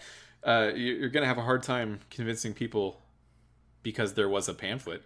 I like that idea though. Just this idea of like, okay, everything we tried, even a little bit, was bad. So let's just do something that doesn't make any sense and go to a completely weird place. I just played it and I don't remember what I said here, but I do know my thoughts on it. Personally, I think it is a better idea for them to go to House. Okay. Like, I'm not saying it's a better idea to stay at House, but you need stuff for this baby right now. It's a day's drive to House, and it could be who knows how many days before you get to Wellington. I don't think it's that much of a problem, like that big an issue, to go to House, get supplies you need for this baby, and then talk about looking for Wellington after. Because you need this stuff like right now for this baby. I don't think you necessarily have a good amount of time to be looking for this place that might not even exist. Like, they're not even sure if this is a place. Yeah. Like Jane, and that's the thing with Jane, especially because this is Jane's plan, and it's like completely logically minded. Mm-hmm. It's like that's Jane. Yeah. It's like one of those things where, like, okay, we have this situation, we have this baby, this object that we need to keep fed, and this is how we would feed it. Mm-hmm. Meanwhile, Kenny is thinking of, like, end goal, like, okay, we need to get this baby to a permanent, safe place. Yeah. I think, like most of the harder decisions in Walking Dead episodes, they both make sense. There's resources in both of them. Mexico is really the wrong answer, I guess, of the three. Because, again, you have no idea what that is. But yeah. It's the let's just get out of here, get somewhere warmer kind of thing, but... At the time I was playing through it, Wellington to me seemed like a very strong answer. I think I would still lean a little bit toward thinking Wellington was right. But now I am tainted by the fact that I have seen every episode of this episode. Sorry, I've seen every ending to this episode. I looked them all up on YouTube after the fact. I got my one. And we do find out later that Wellington, even if everyone went and didn't fight, which ain't gonna happen, but if everyone went and didn't fight, you would not get in. So it is a bad call to want to go to Wellington instead of House at this point. But, that's fine. You don't know yet, and I think that lack of knowledge is really kind of what this choice is about. Both answers are like, hey, we're at the end of our rope, and either thing is unknown, so we gotta just kind of pick one and go. Yeah. And you have this truck. An automobile at this stage of the apocalypse is incredibly rare. Especially one that works seemingly well enough to go multiple days in a direction. But yeah, I mean, he had to fight with it to get it working, but you do. But Kenny does eventually get it working. I think he kicks the car hard enough. That's you're limited by gas though, Dustin, which I think might talk about why you can't go to house first and then talk about going somewhere else. You might only be able to. No, make a manage to go to even the then, line. I still think house is the better answer because you don't know where Wellington is. Like, Sure. it could be multiple days off, and it comes up in conversation. It would take like a day to go back to house. I still think even considering the gas situation, it's a better idea to go where you know you'll have supplies that you need immediately. Sure, Arguing for I see it. Wellington also, Clem has an opportunity to bring up Krista here because Clem is still worried about Krista. Right. Yeah. Yeah. Mm-hmm. Which is something I kind of want to talk about. Okay. So this whole season, this is my thing with Krista, okay? This whole season, you're able to keep asking about Krista. Like, oh, where's Krista? Where's Krista? You can do it for like 3 episodes at the start, and then this one also. Hey, where's Krista? Yeah, exactly. So it's like that. And then, you know, they just kind of drop it. She's just gone. You never find her, and she's never brought up again. Just yeah, she's just gone. Yeah, I mean, I think there's reason. I think there's thematic reason to have her be gone, but I also think that it could be very It really frustrating. does a disservice to the first season, I think. I agree with both of you. I think there's pros and cons to. I'm kind of playing it as on the fence Lee here. I think there are pros and cons to having Krista either in or out of the story. It just depends on which you think makes for a stronger narrative for her. Yeah, I think that every character is kind of in service to Clementine at this point, and I think that her absence means more to Clementine. But yeah, that's just where I'm coming from. So anyway, let's keep going. You all go to sleep, and Clementine wakes up because she hears some noise happening in the backyard. You're supposed to leave tomorrow. Wherever you're gonna go tomorrow. And Kenny's going to drive the truck. There are noticeably, if you've kept everyone around, not enough seats, and Kenny insists that Arvo's not coming with them. And the other group is the rest of the group is trying to convince you to not have Kenny with them. And Kenny is probably also of a mind to not have Jane with them. So like this whole, someone might be left behind. Turns out it's you because Bonnie and Mike and Arvo, especially you've seen Mike compensate with Arvo for the whole episode, trying to make him feel better after Kenny beats him up and stuff. The 3 of them are taking all their supplies and leaving Jane and Kenny and Clementine. Or 2 of them if Bonnie's not there. Right, Bonnie might not be here, but it really feels bad when Bonnie does this, because I understand Arvo, of course, has no interest in your survival. Why would he? I mean, it also feels bad when Mike does it, because, like, yeah, he has no reason. He's been nothing but nice to you, and then suddenly he's like, all right, sorry, Gotta bail. I do see it, though, because he's been part of this group. He knows that if he brings Clementine, Kenny would come after him. I mean, Kenny has a chance of coming after them no matter what. But really, Clementine is that would be bad. He has to leave Clementine with Kenny, and he knows that he's got to get out of there because he doesn't trust Kenny. Bonnie hurts. I think that Bonnie's been really shitty the whole time. But still, Bonnie, come on. It's like the way that she's shitty in this instance is so nasty. Mm-hmm. Well, yeah, we didn't even get into how Bonnie can start treating Clementine very differently before this too. Yeah. After Luke dies, she is very angry at Clementine for not just doing what she said. That's interesting because for me she was very nice to Clementine. Yeah, but I have seen that too. I know just how shitty she is. Yeah, she was like super shitty for me, I think. Like uncalled for. You were being a dick the whole time.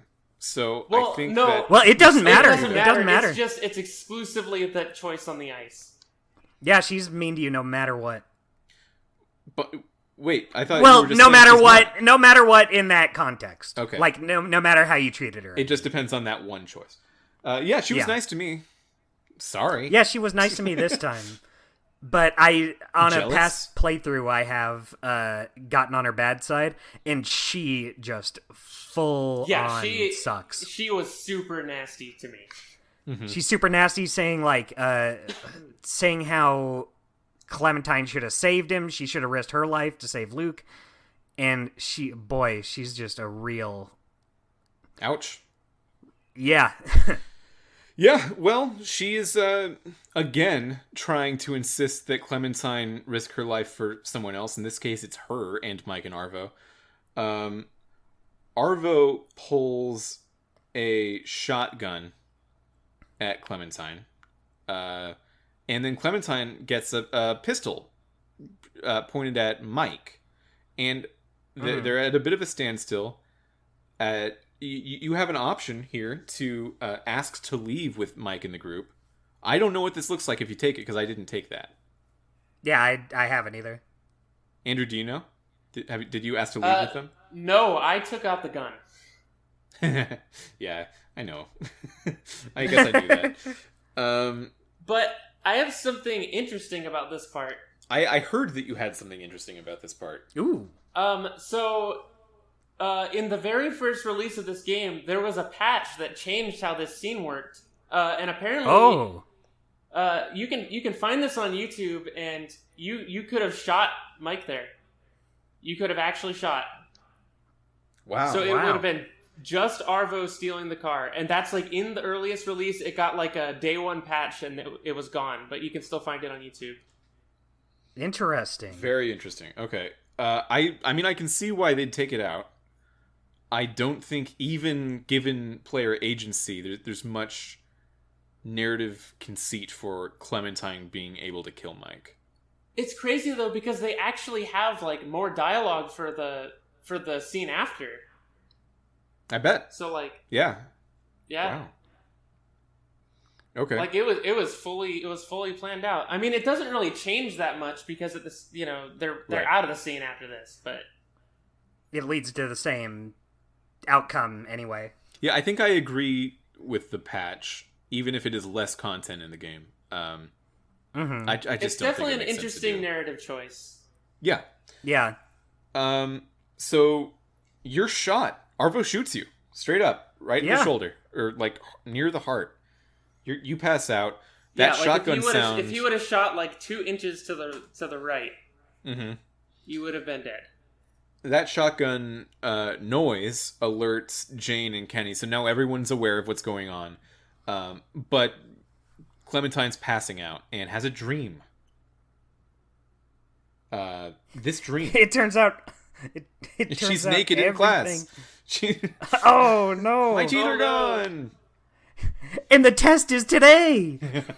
I've had the teeth one. I don't like the teeth one. Oh, I've never had the teeth one. I've had the teeth one. The teeth one is so stressful. You wake up and sweating. I've had both teeth and tests. I've had teeth and tests, but never dreams. We all have a different experience.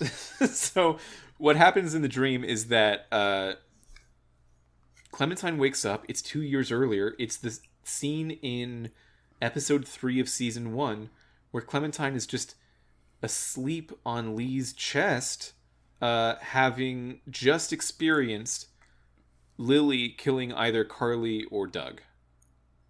And for me, it was leaving Lily behind. But I know that you don't necessarily have to leave Lily behind, so I would love to see that version of the dream where Lily's still there, but I don't know what it looks like. I had my game bug out here and say the wrong line. Oh, so... It didn't take your save from season 1? It did take my save for every other choice except this one. It was like, oh, why did Doug have to die? And it's like, no, Doug didn't die. Shut up, Clem. Doug was already dead. Yeah, he died like 2 episodes ago before that. Interesting. So yeah, Clementine like screams waking up, and Lee tells her, hey, it's just a dream. It's just a dream. Little did Clementine know he was saying that about this instead of what she just experienced. But that's just rough when that happens. Boy, how crazy would it have been if it turned out it was all just a dream? Don't worry, Clementine. Season 2 doesn't really exist. I had a moment here where the conversation that Lee and Clementine have is what they actually would have at the time if it really were still season 1. Because it's about Lily still, and Lily's been gone for forever. And it's very it's a very interesting conversation in which Lee continues to explain that, like, yeah, sometimes doing the right thing can hurt people, and you still got to do it. And eventually, then Clementine just wakes up. But for the first, again, this is something that changed after the first couple of days. I really didn't get why that scene was important, why that dream was important. I think one thing for me is that it shows like Clementine's growth as a character, because absolutely, yeah. Like the thing is, that's a question she is not asking anymore. She asked that in season 1, like, you know, she would have been like, "Oh, why is this happening?" Now she knows why it's happening. You know, yeah. She understands what's going on. She's seen so many different permutations of this too. Like at the time, it's shocking when someone is violent and then has to be left behind or put down. And then now at this point in season 2, she's like, I've done that to people. I understand that choice. So for her to ask that, you're right. It does show the distance that she's come. But I think what Lee says is also very interesting, where he's saying you sometimes have to hurt the people you love in order to make the right call and save the people you love. And especially before seeing what the final choice of the season is, I really had a hard time. Like, why is it important to hear that right now? I didn't get it. And then as it all came together, then I suddenly got it, and is, feels obvious, but because I remember not getting it, I will explain, I guess, that, what you have to do at the end of this episode is kill or let die someone you love, or someone who is on your side, and it will feel bad, and it is the right thing to do. Yeah. And definitely. So she's getting one last lesson from Lee that in reality she never actually got from Lee. It came from her. It's her own lesson. It's her dream. But it's like one last thing. She puts it in Lee's mouth so that she can interpret it the way that she's interpreted the other lessons he gave her. Right. Even though she is now, I think that dream is the beginning of her real self-sufficiency. Because she's able to pull lessons like that from her subconscious, from herself, in the way that I think the game is arguing adults do, or adults can do, or people who are mature, people who are capable in life can do this. They have to make a call themselves, like Lee did all the time in season 1. That's why season 1's choices work and season 2's choices don't most of the time. Like, if Lee picks between two people to save, one of them dies, usually. If Clementine picks between two people to save, it doesn't even matter. Like, the world around Clementine in season 2, and probably in season 1 as well, but you don't notice it as much because you aren't her. It does not respond to her choices. It really doesn't. Because she's not in a place where she's taking her own advice. I think that's kind of what the dream is talking about. And because I didn't understand that aspect of it until I realized, oh, that really wasn't Lee. So anything that she got out of that, any lesson she learned, she promoted for herself. And that is the turning point for the character Clementine. Whether you wanted her to stay sheltered or whether you wanted her to grow up, it happened now. It happened right now. I also think one of the things about like Clementine in this season is that you don't really get like the same distinction of like this is a major choice that you're making that you did in season 1, where she like can't like differentiate between like, okay, this is this is an important choice that is going to drastically like impact the group, and this is, you know, like a, you know, it's just a little petty squabble, you know. Mm-hmm. It's like you're given the option early on, like, oh, you know, like is Nick a good guy, or, you know, is, you know, or, you know, you a good man. You make an is he like important everyone call, else? like, oh, do you shoot, you know, do you shoot during Carver's thing? And it's like, you know, they're asking a little girl these questions, which is a little crazy if you think about it, but at the same time, sure. it's like she's being given like a major choice, and it's sometimes hard to understand, like, that this is like a choice that is going to have a ripple effect and drastically change the group dynamic. Well, sometimes it very legitimately does not matter, and it's not just like a choice that has its effect obfuscated or minimized. It really doesn't matter, and well, I have reasons for why I think that is the way it is also, but I want to keep going if that's all right. It's tough because Clem is a kid, because you know, people are always constantly talking over her, so like she's not always actually making the choice that she thinks she is. Mm-hmm. But I have more to say about that and about the next scene. So yeah, I mean, once we actually finish the plot of this episode, I want to go really into that. But here's the end game for all of season 2, I guess. Clementine wakes up in the backseat of the truck, and you can ask about what happened to Bonnie, Mike, and Arvo, but they aren't there anymore. It looks like they just ran away. And in the front seats of the truck, it's Kenny and Jane. And Jane's holding AJ, the baby, Alvin Jr. And as Clementine wakes up, she sort of wakes up in the middle. I think they briefly ask how she is, but she wakes up in the middle of a heated argument between Kenny and Jane. And I have here in my notes, Jane, calm the hell down. Jane, I think you mean Jane, stop this crazy thing. Jane... Yeah, she's really the one pushing Kenny. Jane is very clearly pushing Kenny here. And some of it seems... Well, I'll say this. I think I, at least now, agree with almost everything Jane's saying. It's coming from a place of a weird bias that I don't agree with Jane having. But the facts of what she's saying is like, hey, people are gone because everyone's scared of you. People try to leave you because they're scared of you, because you're dangerous and shitty. And Kenny doesn't really have that much of a retort.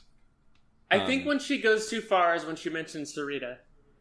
Of course, yeah. I mean, she's playing with fire on purpose here. The purpose of what she's going for, not exactly completely known. I'm not sure I really get it. But yeah, she's pushing. I think it's just all coming out. I just think they're both in a shitty spot. I don't think there's any like purpose for it other than they're both pissed off and Jane is just letting how she feels out there. Yeah, I think Jane is also just of the group the most able-bodied in terms of like, hey, if shit hits the fan, I know I'll be fine.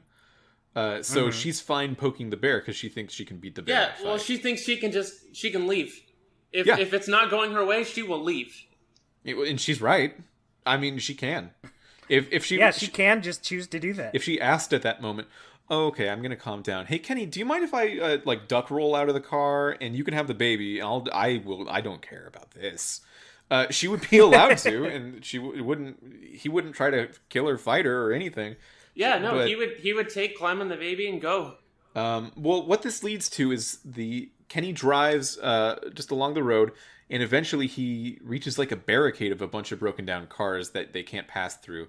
So Kenny's given the option, I think, the player isn't given any option, but I think Jane says, why don't you just drive around? And Kenny says, nah, these cars might have fuel, and we do need more fuel. So he looks through, he gets out of the car and starts looking through the other broken down cars to see if they have any gas he can siphon. And then Jane says, well, at first they don't do anything. But then they hear a gunshot and they see some like walkers come out of the fog. The fog is very strong right now. It's basically snowing. Mm-hmm. And, well, because they hear a gunshot, they have to go check out what that was. So, Jane, I believe, tries to hijack the car, tells Clementine to drive. Clementine does not know how to drive. Yeah, I thought, and she's really pushing her. She's like, "What? Don't just sit there, drive." Yeah. Can I back up a tiny bit with the argument they have? Okay.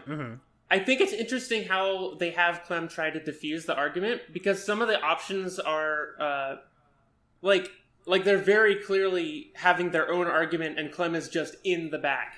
Yeah. And so like a lot of the options are like, listen to me, like I'm trying to say something, and you guys are arguing on your own, and that's like another thing that I think really makes this kind of hammers home about some of the agency stuff. Yeah, and I think that makes sense to do as well, because just from like a process design standpoint on this game, you can't let Clementine side with either of them yet. Yes, because clearly it's going to get to a place, and that's when it has to be it all coming out. So like you trying to side with one of them or the other at this point just doesn't matter. So don't give the player the option. It would just feel bad anyway. I mean, you do get the option at a couple points, but then at the same time, they just ignore you. Well, you get an option that kind of sides with one of them, but like it's not the definitive.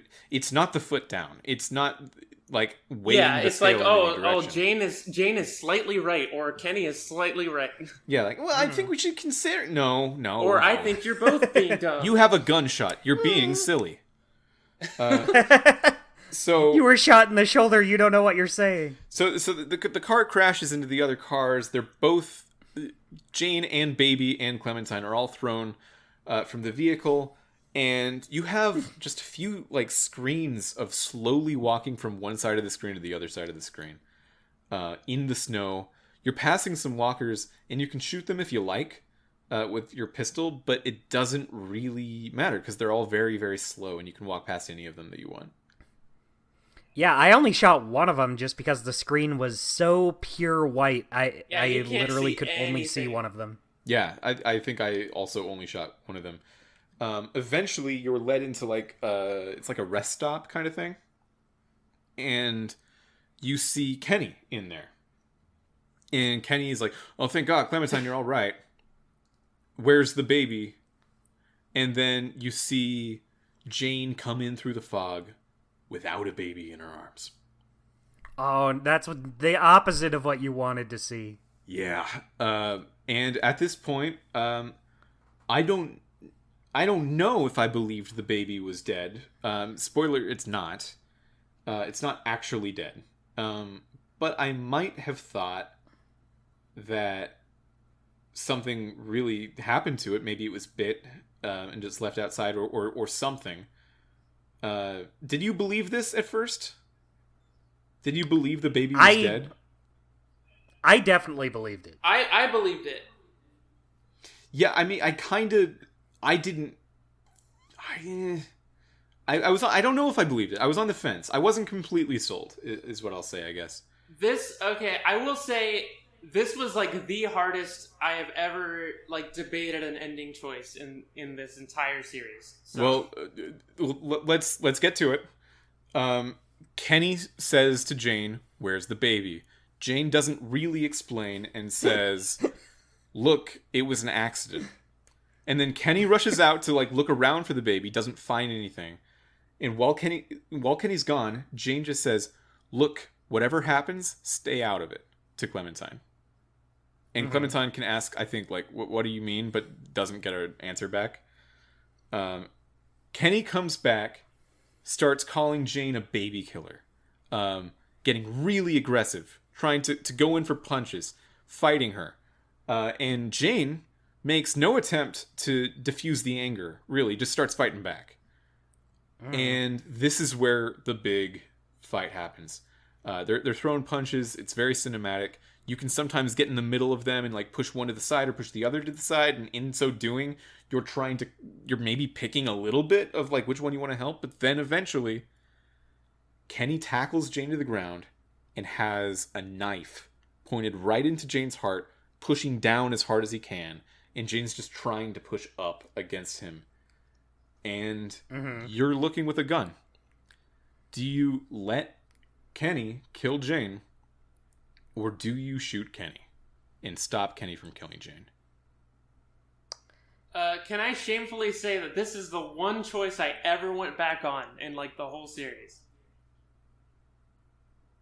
Okay. Well, if you did go back on it, I want to hear that, but I think I want to hear a simpler answer first. Dustin, what did you do? I shot Kenny.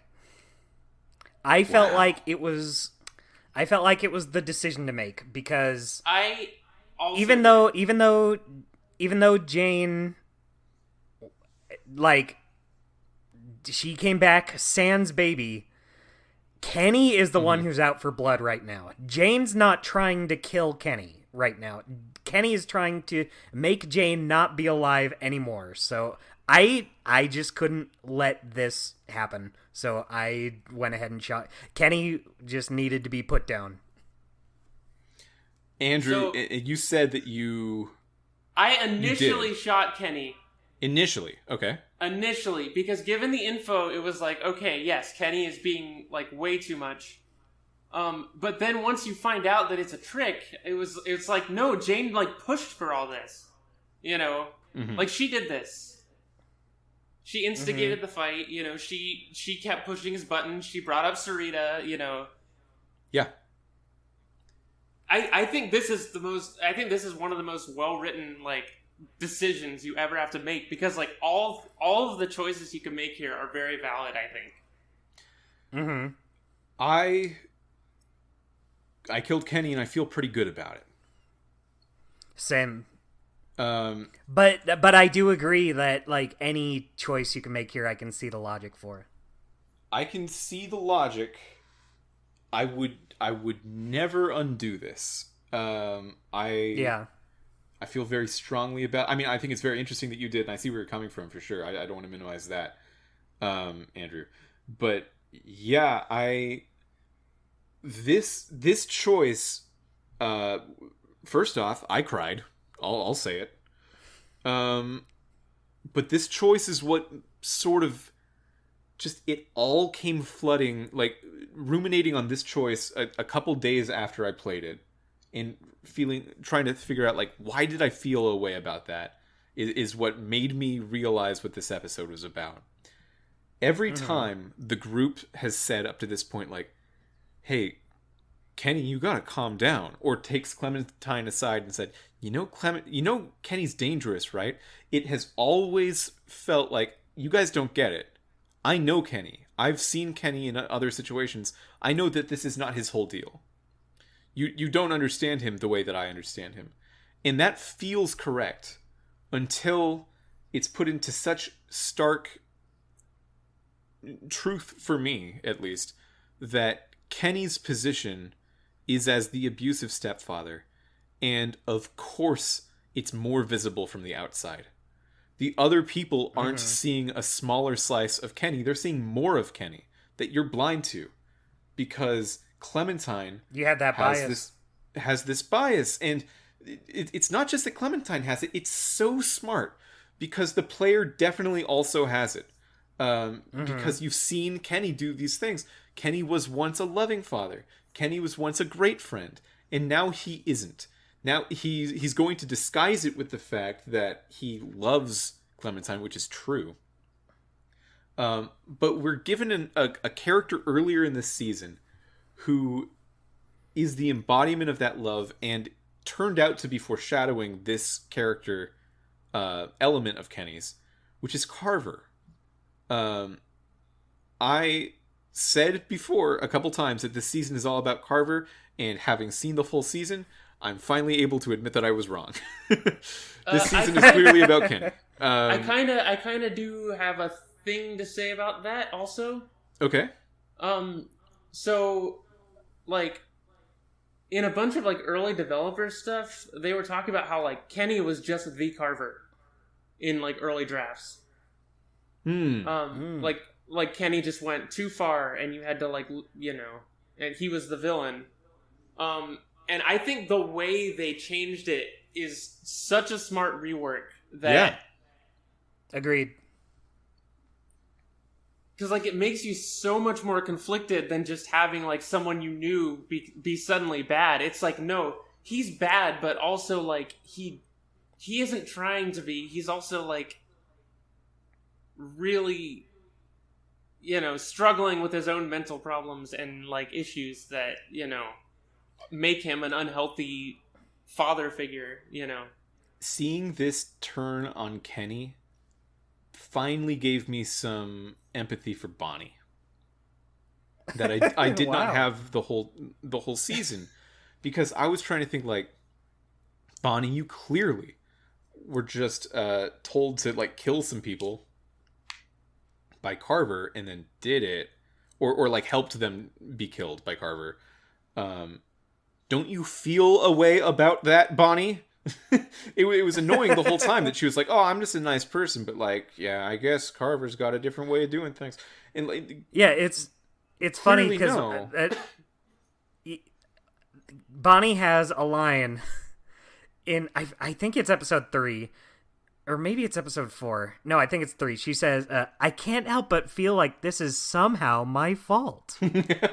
Yeah, she says that in, like, 3. And yes, it is, Bonnie. Sorry. She's Gosh, delusional, Bonnie's almost right? like she's very obfuscated to the truth of what's happening. But then you realize, like, how much have I been protecting Kenny? How much have I not seen that Kenny's been dangerous and has almost killed someone? How close was I to letting him kill Jane? It was a hard call. And I almost did, but I didn't. And Carver has a line, I actually remember it from the it's the, like, the preview of episode 3 that happens at the end of episode 2, where he's talking over the intercom and says, now those who can't accept our love may be harder to deal with, but, and then, like, etc., whatever Carver says, but, like, those who can't accept our love it stuck with me because it's a kind of fun, like, really arch villainous thing to say, but it really comes out in Kenny. That's what it is. It's a form of abuse by overprotection, over love, over pushing, imposing his own set of morals and values on others to the point where he does become destructive. And once you see that happen, once you realize Kenny has been abusing you, the player, this entire game, and you can come to terms with that, even though you do love Kenny. And one of the first options that you're given when you see Kenny is the hug Kenny button. And I pressed it. Absolutely, I pressed it. You're given this window into, maybe I know how Bonnie actually was manipulated by Carver. Maybe. I also kind of want to... We kind of glossed over a thing. So, like, earlier when Kenny's, like, brutalizing Arvo,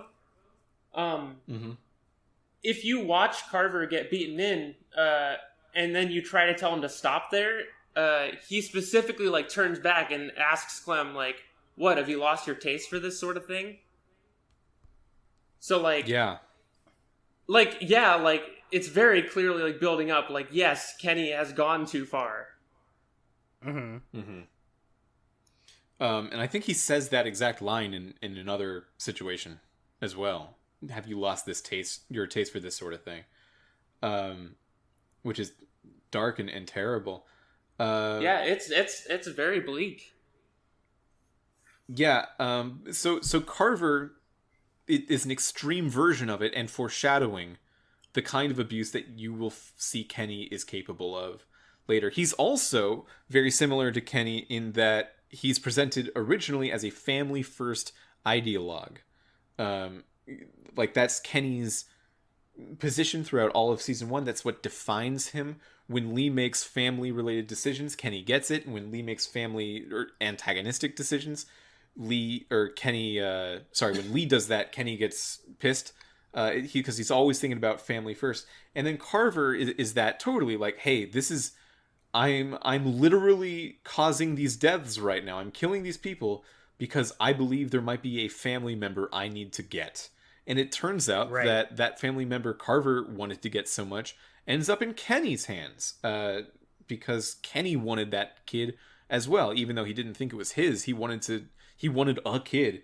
And that's what it comes down to every time for me when I think about, like, how many times, if I were playing that again, would I let Jane die? Like, I think I'd never let Jane die. I don't think I can do it. And the game is so reluctant to ever tell you you made a good or bad choice, right? For good reason.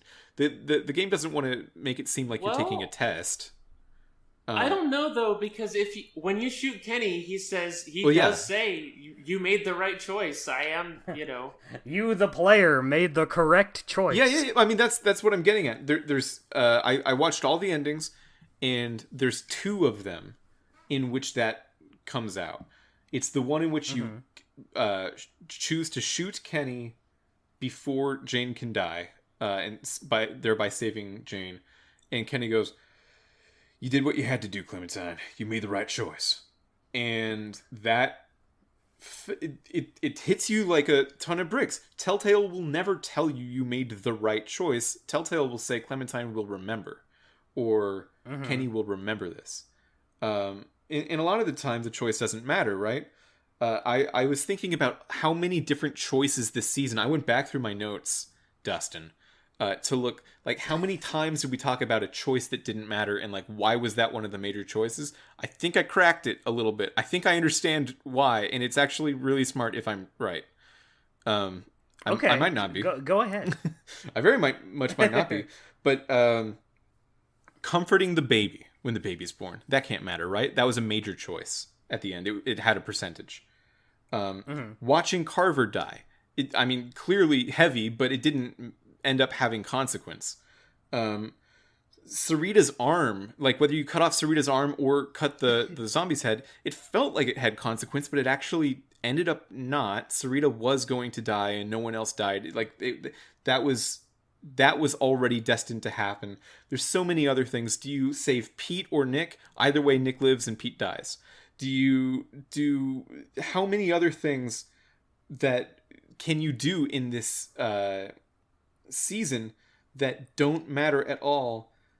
It really starts to feel different if you think about, wait, Clementine doesn't care about these things. Kenny does. All of those questions, like, are you comforting the baby? Are you inviting this into your world? Are you taking his side in an argument? Are you gonna watch him kill Carver? Are you gonna kill his fiance or whatever? I don't know. I default to calling her fiance. I don't know what, girlfriend. Are you gonna kill his girlfriend? None of that matters to Clementine, and all of it matters to Kenny. That's why we keep seeing it show up, because it's a gesture of loyalty to your abuser. And I think that's kind of what those choices are trying to say a little bit. They're trying to say, like, when you're put into a situation like this, it won't matter what you do, because a loss of agency is a form of abuse, and that's the world has taken away your destiny, and you will feel shitty about it and small, and it will haunt you probably.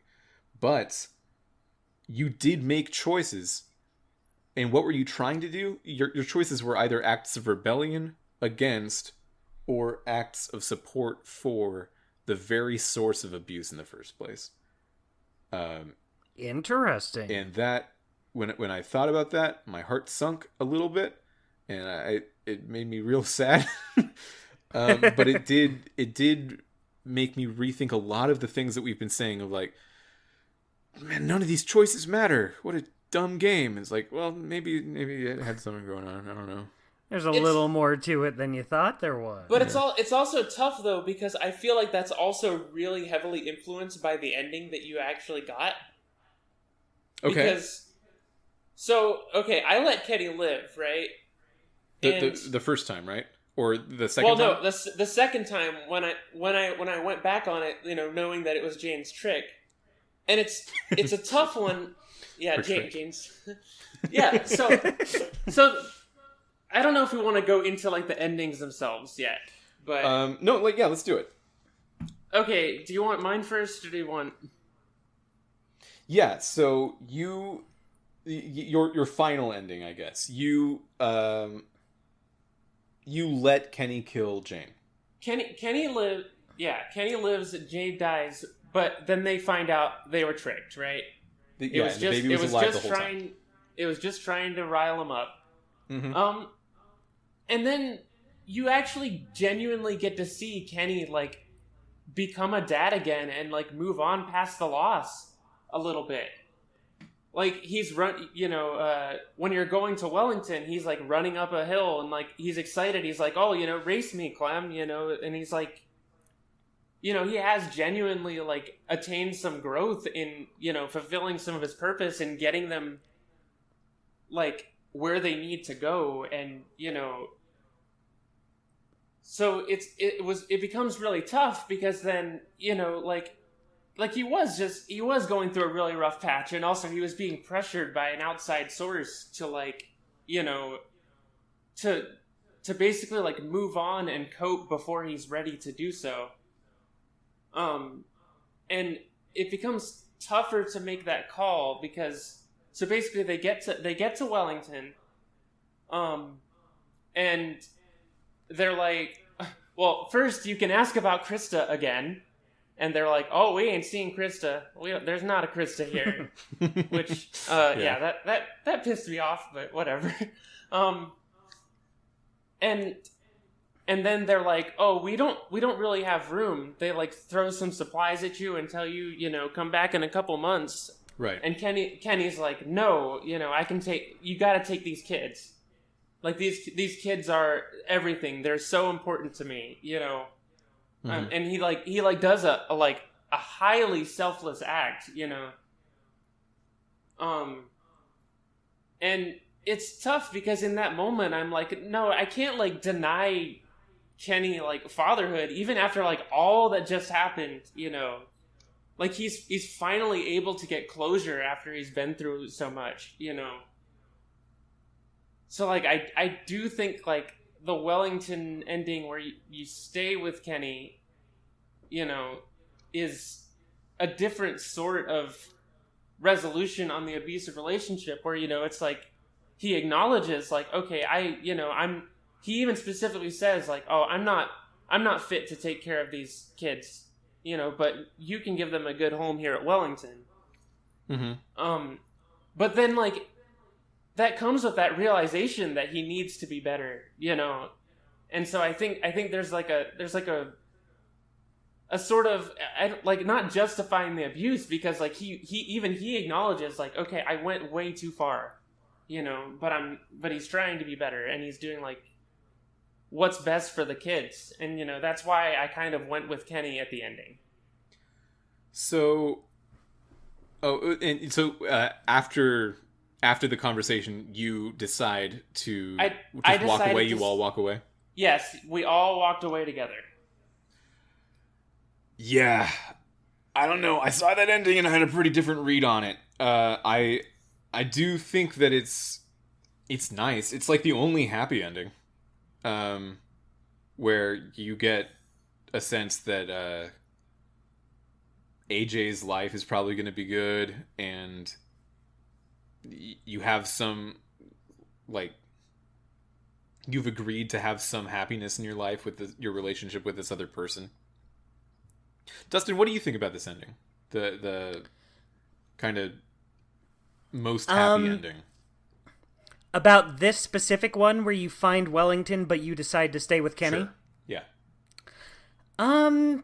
It's not my favorite, but only because I think the option to not go with Kenny is the best ending. You think that your favorite is Kenny lives, takes you with him to Wellington, but then you do go to Wellington and leave him behind? Yeah. Is the best one? That's my favorite, at least. I think that one's the most fulfilling ending, is you decide to stay at Wellington. You all decide that that's for the best. But that being said, I don't feel right getting that ending because I don't let Kenny live. Yeah.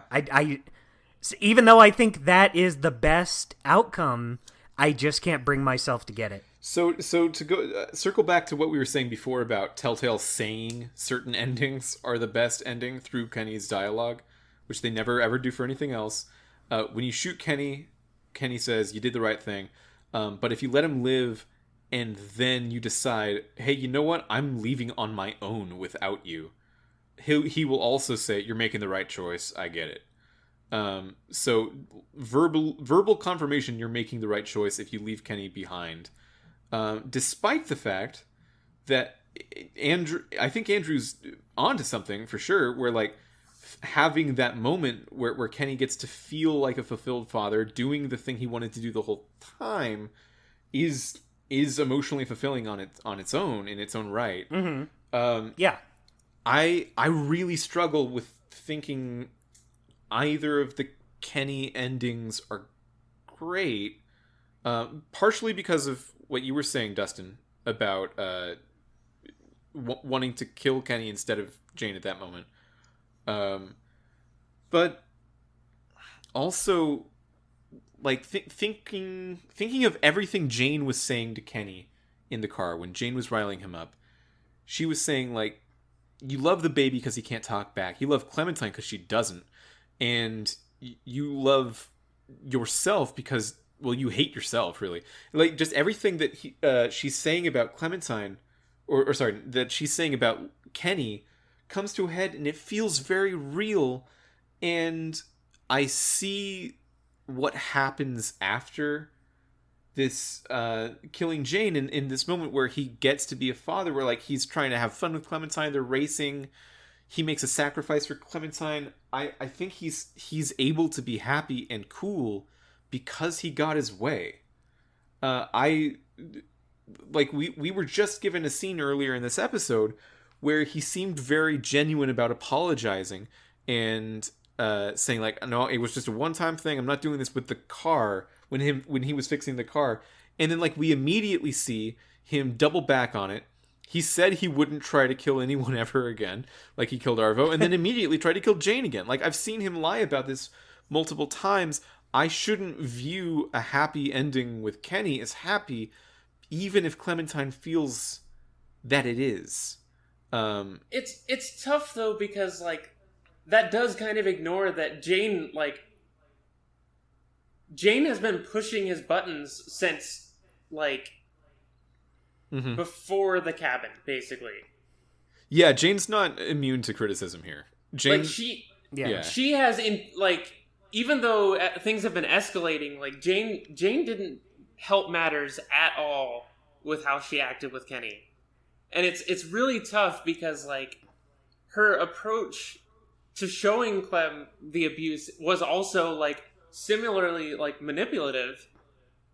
Mm-hmm. Like you know, yeah. she wasn't like, you know, she wasn't dangerous like physically, but she was emotionally manipulating him. Yeah, well, you do have the option to, regardless of which one you let die or kill, you have the option of going it alone. You can also shoot Kenny after he kills Jane. Yeah, I totally forgot that is about an option. that one. I'm a little confused about that option. I kind of don't know why you're allowed to do that. It's interesting. I mean, you know, you just saw him kill somebody, so yeah, but I definitely think it should be an option, but I don't know if it's like a commonly picked one. Yeah, I bet it's a pretty rare one. Because I just think, like, if you're not going to kill him to stop the murder, why would you kill him to not stop a murder? Like, why would you kill him for no reason? I mean, not no reason. He's clearly guilty of a murder, but, like... I can get it. I kind of get it. Seeing Kenny actually commit the murder could be what triggers Clementine to be like, all right, this guy, nope. Mm-mm. Yeah. I will say I didn't immediately forgive, because whatever happens, you have to forgive the person. Either Kenny for killing Jane, or Jane for tricking Kenny and causing this death. You either forgive them or not, and if you don't forgive them, you get the same ending as if you let both of them die, which is Clementine alone in a field with AJ, and then she just very slowly and carefully covers herself in walker guts like she's done many times before, and just walks in between them with barely an expression on her face, which is dire and sour, but honestly maybe not a bad ending. It's not the one I got. It is the one I got. Okay, so you killed Kenny and then did not forgive Jane.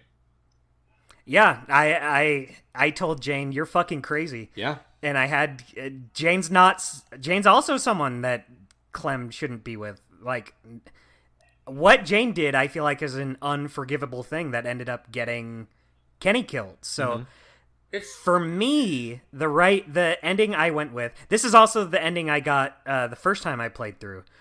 I killed Kenny and then did not go with Jane, so Clem and AJ are alone. And I think just in terms of how the ending plays out, I don't feel... I still think the one where they get to Wellington and Kenny leaves them at Wellington, that one feels like the best ending, at least just from like what happens, what's being said, just the way it's done. Just because this ending, you don't get any of that. You don't get any dialogue or anything like that. The other scenes go on way longer. This one's over immediately, but it just feels like the one I have to do. Mm-hmm. So another thing that I want to kind of point out, and it makes me feel a little less bad about going back on my choice, is that Adam also wanted to go back on his choice and didn't. Adam always goes back a lot, but most of it is because he's not paying attention. Well, yeah, most of it's just him missing things. He was fully invested in paying attention at this ending, and well, of course, and he was very conflicted after he found out it was a trick. So what did he do first? He shot Kenny, and then he also wanted to go to Wellington.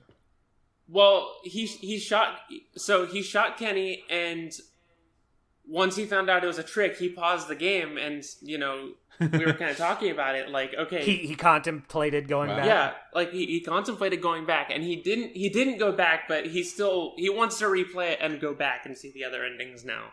Because he was, like, that conflicted about it. Has he played Season 3 yet? No. Okay, so he's still at this point. Gotcha. Yes. So he does not know what happens with these endings in Season 3. So I have the third skew of ending. So let me tell you about it. I kill Kenny. Then I find out that it was a Jane trick the whole time. One of Jane's little manipulations. For a while, yeah. And I'm of a lot of minds about it. At first, the first, immediate reception to the playthrough, in the moment, I was very mad at Jane. I wasn't really gonna forgive her, but I also felt like, in comparison to Kenny, I have been thoroughly convinced Kenny was a problem. So I don't feel. I mean, of course I feel bad and terrible about letting Kenny die or killing Kenny outright. I made that choice. It's a hard choice. But I still I don't know whether this was good or bad to do, Jane, because clearly she led this into a climax that it didn't. If it wasn't going to get there eventually, it would have at least gotten there at some. How do I say this? It might not have been soon, but it seemed to be approaching it at some point in the future where hey, Kenny's really actually very dangerous, and there's no cure. It's not going to get good. So I felt fine with that.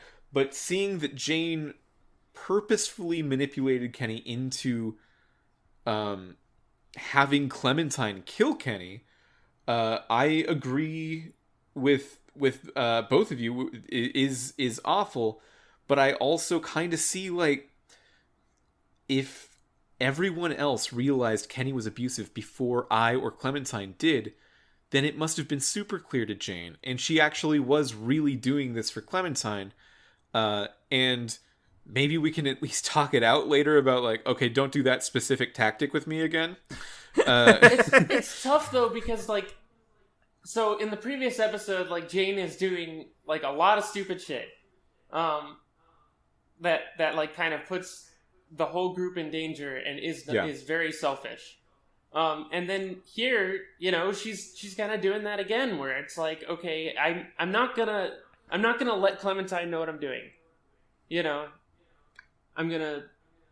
Yeah. It's really tough because, you know, she has a pattern of also being bad, nasty. Like, if you're paying attention, like no one's sitting there. No one's sitting there and going, "Oh, Jane, she's like, you know, she's dangerous." But they are sitting there going, you know, I don't know, she's coming back. I think she's just gonna leave and be gone. Mm-hmm. Yeah, Jane is not dangerous to Clementine or the people around her, really. She is neglectful, and that's bad. But it's a different kind of bad, and you got to treat it with a different tool set. And my read on this was that it felt like a coming around moment for Jane, in that she did not have to do this. She could have just left for real and seemed to want to.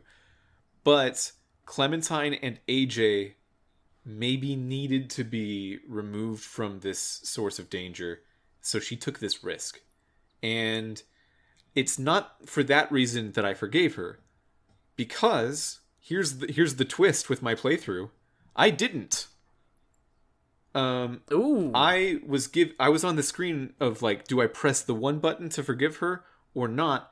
And I was so paralyzed by choice that my time ran out, and Clementine didn't say anything, which is taken as passive forgiveness. And does result in the Clementine with Jane ending, which at first I was like, damn, I should have picked something. But the more I think about it, the more I'm realizing, like, hey, I'm going to continue staying with you for, like, group survival. And, you know, I'm not just going to, for no reason, let you die. Does kind of ring true to me. I'm not expressly forgiving you, but, like, I kind of, there's something to this not saying anything bit. I kind of felt the same after. Like, I stuck with my choice, but afterwards I was thinking it's probably a good idea to stay with Jane, just because being with someone you don't like is still better than being, like, alone all by yourself. Yeah. Like, going with Jane back to House, a place with supplies, things to survive, that is a very smart pick. It's tough because, like, her plan does make sense, but Kenny's also, you know, it's like Kenny does get you there. You know, he gets you to Wellington. Mm-hmm. Oh, I mean, just the plan of where to go. I mean, yeah, they both end up working. But yeah, it's such a tough call.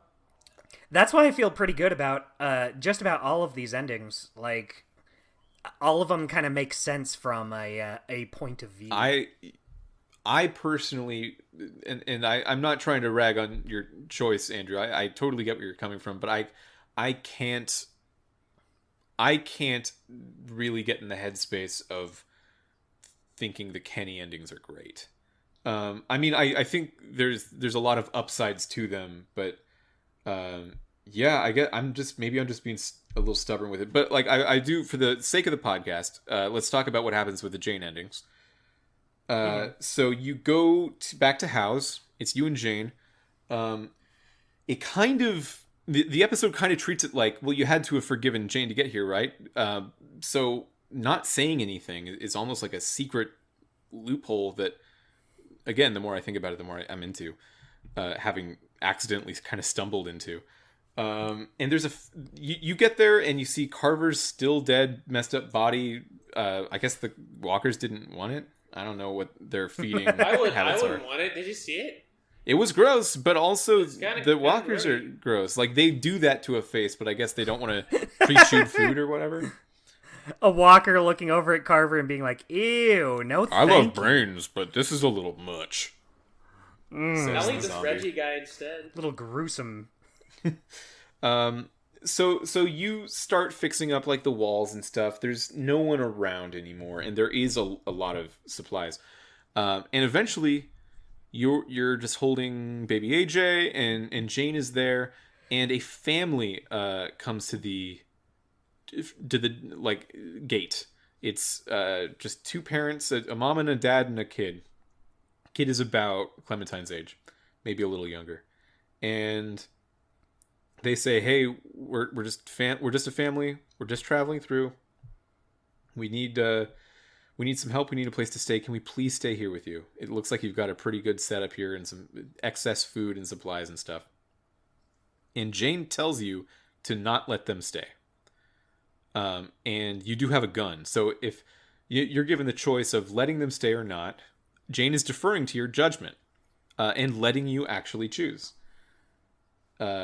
You can say no and point a gun at them, and they start walking away, at which point you realize that like the dad was sort of like scratching his back the whole time, but as he's walking away, you realize he might have been kind of just reaching to have his hand close to his pistol, because his pistol was tucked in the back of his pants, which maybe makes you feel like you made a good decision.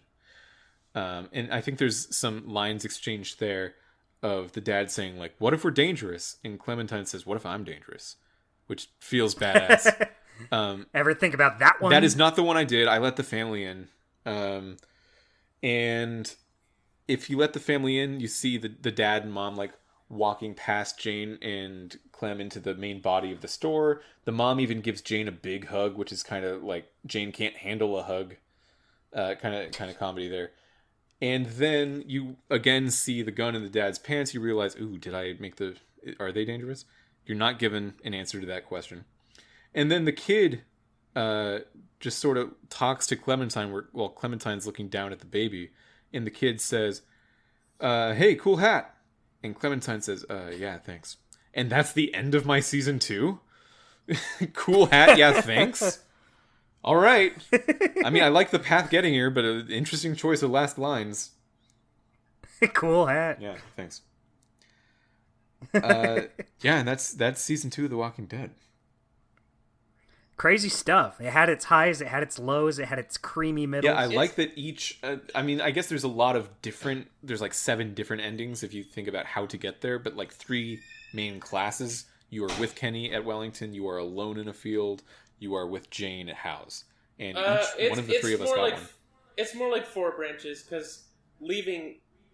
being left at Wellington also is resulting in a different outcome. Yeah, well, technically, taking the family in or not at House also is a different one. So yeah, both of those kind of have another kind of twist. 3 families of endings, a lot of different specific endings. But yeah, a lot of stuff to talk about there. I guess now that we've covered the whole plot, do we want to go back and cover anything else? I have one thing I wanted to say. I didn't feel right interjecting because it's not important. Well, then I'm still apprehensive about it, but let's go. One thing I thought was kind of funny. So after you're talking with Kenny at the truck... Well, actually, this does tie into something I wanted to bring up just in general. Well, I guess I kind of already did. Dustin, after you're talking to Kenny... After you're talking to Kenny when he's fixing the truck, you can talk to Bonnie on the way back in to see Jane. Mm-hmm. And this is where how she feels about you can really change. Because either she's nice to you here and offers you a smoke, or she can be the biggest jackass in the world to Clementine. She offers me a smoke. Yeah, she offered me a smoke too, but the first time I played, I did get the ending where she is just the worst here. She does not give you, like, any leeway. Yeah, She's first time like, I played, hey, Clem, she was very similar for me, yeah. What does she say? Yeah, doesn't she say something kind of similar to what Kenny says in the previous episode? She's like, just because you're a little girl, you think you can't you can't be responsible for people getting killed. It's like, she's 11. Also, it was the ice. Like, reserve that for when it's my fault. For real. You can't blame me for nature. He had a stupid leg, and he wasn't looking good or whatever. Yeah, he looked like crap, is what I told him. Yeah. Yeah. But one thing I also liked about this was, I just thought it was a funny delivery. Bonnie says, "I'm going to go take a piss." Yeah. that happens regardless. She just leaves. And then she does. You yeah. See it. She made that choice. So did you want to? Well, I don't know. So that's very interesting with Bonnie, because I think really every character of import in this season is reflective of some kind of abuse. We were talking a bit about how Bonnie is a fellow survivor of abuse, just like Clementine, although maybe she took it a lot further and is perpetuating a cycle of violence and a cycle of abuse rather than trying to see it for what it was at her level and ending it from spreading to more people, because it does in what the game is trying to say about it. It does seem to be an infectious disease, abuse, much like zombieism, I suppose, where we really are the Walking Dead. So Carver was clearly like the chief abuser, the most obvious abuser. They give you Carver so that when it's a little more subtle, you have the tools to realize, oh, maybe I've seen this before. Because Kenny is doing it by the end of the episode, depending on your interpretation of Jane's actions. Maybe Jane's doing it. I think, much like Telltale kind of telling you, you made the right choice, Clem, when you kill Kenny. I think that, yeah, it is the right choice to see something in Kenny of abuse. Almost, I mean, I guess I can be convinced depending on how the other endings. It's not like you don't see it. Yeah, you know, it's like even he's acknowledging it. Like, okay, I really screwed up this time, but also, you know, he genuinely does.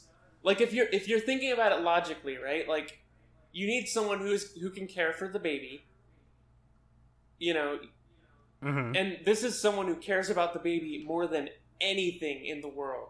Like, this is someone who would kill for this baby because he did kill for this baby. Well, you know? Yeah, and Jane wouldn't. Question: do you need someone to care for the baby? Not in the sense of letting the baby go, but Clementine is pretty capable at this point. She's pretty capable, but she is 11. You know, Yeah, and this is a brand new situation. I really don't think Clementine could take care of this baby. It's very tough because it's like, you know, she has no one else, and she's, you know, she's still like she's obviously more prepared for the world than another 11-year-old would be, you know. Yeah, I mean, her 11 is like a normal person's 17 or 18 at this point in terms of how fast she's had to learn in the last 2 years, right? Yeah. But that doesn't mean she's actually that age. She just has to act older, and it's tough because, you know, it can give the illusion that she's more prepared than she is. Well, yeah, also 17 and 18-year-old mothers have a pretty hard time in real life, so that's not saying like you're all the way there, but she has more tools than normal. I think that you're right, and it's hard to not think of her as an 11-year-old as we are men in our 20s. But like, she doesn't think of herself as an 11-year-old, you know? With her skill set, she probably can take care of this baby, and she's not going to think of herself as less capable. It's tough though, because like okay, if you're going with the Jane ending, right? So like, Jane was calling the baby an it like 15 minutes ago. Yeah. Like, Jane does not care for this baby. Jane will let this baby die. Jane will let Clementine die if Jane is in danger. I'm not convinced Jane would let the baby die. Like, given... I feel like now she wouldn't let the baby die. I do feel like if Kenny and Clementine were there, she would be fine with, like, leaving. She'd be like, all right, this baby's your problem. But now that it's just her and Clementine, now I'm sure she would never let this baby die. I'm not so sure, though, because earlier, you know, I mean, Sarah was helpless in her situation both times, and Jane was, like, you know, resigned to it. We gotta go. She's done. She's done for. She's done. So we are more important than her. I think there's a difference between someone who is actively trying to stay put and a baby who would like to live if it knew about the whole system of life and death. Yeah, because that's the whole thing with Jamie. She was saying she didn't want to go. I couldn't make her. It's the same with Sarah. But this baby. doesn't really get to make that You can call. make a baby be whatever. That's the thing about babies. That's why people secretly want to be parents. You can just do anything. You can make Sarah be a baby also. And yeah. And Clem does call her a baby. I said yeah out of instinct, but I don't know. Something that I've really been thinking about in this conversation, when we started discussing the endings, I was saying that I felt like all of these were good endings. Like, I felt I could feel pretty strongly about any of them. But I think the more I think about it, I think the only reason I say that is because none of them are ideal endings. Like, they're all obviously equally... They all have a pro and con to it. Yeah. None of these are, like, a perfect situation. And I think in terms of gameplay, they're good endings. Like, I feel like all of them are pretty strong. But in the context of the story, none of these are really good outcomes. Oh, yeah, like, none of them are happy. You know, you are sad in every one of these endings, except, kind of one. Except Jane's dead and you're sad about it. Yeah, even going with Kenny, like, there's still that issue. I wouldn't... It's an uplifting... Even if I chose to let Kenny live... It's definitely like, them being together. It's the one ending with, like, any sort of hope to it, but it's also, like, tough because you know that Kenny isn't perfect. Like, you... Yeah, I still wouldn't have felt good about that decision letting him kill Jane, so even if that's a quote-unquote happy uplifting ending, I still don't feel good about getting that. I think I believe in Dustin's ending the most. And just staying, not going with Jane. Not going with either, regardless of how you get there. Maybe they both die, maybe one dies and you don't forgive them, maybe the other dies and you don't forgive them. There's like 3 ways to get there, right? And any of those ways, I don't think that I hate what that's saying. I think what that says is like there is recognition of abuse and a choice to not perpetuate it and be part of that cycle anymore. And yeah, but even then, like, I feel pretty strongly about that ending, but that's still not like a good situation. No, of course not. Clementine, yeah, definitely. I like that about it. That you don't necessarily, even if you feel like this is the right move to make, there's so many factors that say it doesn't have, it's not necessarily a great decision. Yeah. Like, you're on your own without supplies. You don't know where you're going. Honestly, thinking about it, this, in terms of practicality, might still be the worst ending. Like, you're going on your own into the unknown. But, yeah, it just felt like the right one to go with. For me. Well, I think there's some hope in that ending that I see. Because with the... Like Andrew, you're saying the Kenny endings have the most hope, and I think that's probably a fair read. But the Alone ending also has this hope of, like, that's the strongest, maybe best Clementine. That's the Clementine that could raise this baby the most. I mean, like, not from a practicality which standpoint. Is good because she's gonna have to. Yeah, she's gonna have to, because she has neglected to leave it behind a rock somewhere and just walk away, as would be the easiest way to deal with having a baby in this situation. Yeah. I did want to talk about one other thing before we head on to our segments. Just one bit. And I wanted to talk about agency. We said we were going to talk about it more. I think we talked a lot about abuse, a lot about different characters, different survival methods, practicality. But agency is a big thing here because the mechanic in which you interact with the game is choices. Sometimes there's QTEs, sometimes there's walking around picking up Confederate coats. But basically it's dialogue choices. Choosing one thing over another is the bread and butter of what makes a Walking Dead game work. And for so much of this season, you're not allowed to choose. You'll do a choice, but it won't matter. You can't do the thing you want to do. And I'm gonna posit a question for the group here. Is choice and being able to enact your choice this game's version of showing adulthood?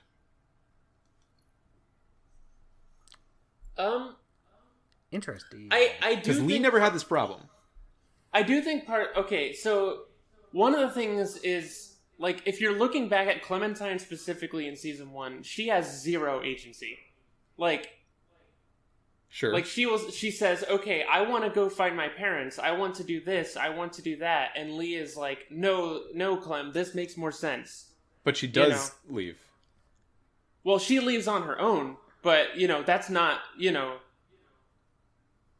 she had the ability, but if Lee had his way, she would not have that agency. But with Kenny, I think they would have looked for her parents, because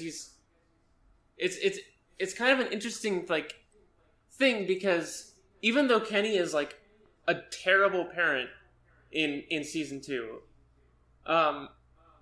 he does do something that Lee doesn't, and gives Clem choices. Like, he asks Clem, should I shoot? And, he actually, like, takes her thoughts into consideration, and, it's an interesting twist on it, because, like, I think in some ways Kenny does see Clem as an adult, but then in other ways he doesn't. And the difference in agency from the start of the season, when you're with a completely different group that doesn't know you, versus someone who does know you and also, like, respects you, is kind of an interesting, like, wrench in it, I guess. Mm-hmm.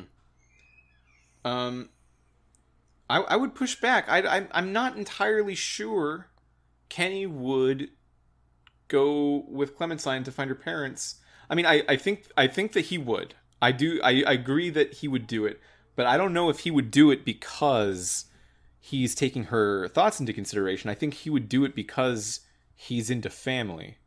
Because I don't believe there's a version of just Kenny and AJ and Clementine getting out of this situation, having killed Jane, in which Clementine can convince Kenny, okay, House was the right call, though. Like, I don't think he would go. I think he would force that choice, absolutely. I don't think he'd listen to her. It's a tough call, because, yeah, I think he would. The thing is, from my perspective, Clementine would want to go to Wellington, because that's where her and Crystal were going to begin with. Like, they've had this plan, and, like, wasn't it Clem that introduced Wellington to him? Possibly. I don't know. I don't remember. It's been so long. It's been years. I'm pretty sure it was because, he meets up with her, and, they were comfortable at this lodge. They would have stayed at this lodge if they could have. Mm-hmm. Thanks, Bonnie. Yeah, that was Bonnie's fault. But the thing is, like, if Wellington was Clem's plan to begin with, and Kenny is following it, in a way, he kind of is taking what they were doing into consideration. Well, I think there's new evidence to suggest that House is as good of a thought as Wellington, if not better. That Clementine can change her mind if you, the player, decide it for her. It's always your choice, the player. And how much respect you're given depends on your in-game avatar. In this case, I think. Because when you're starting season 2, you're put in the perspective of, like, watching Clementine take care of yourself, and you're so used to this idea because you were taking care of her for 5 episodes already, right?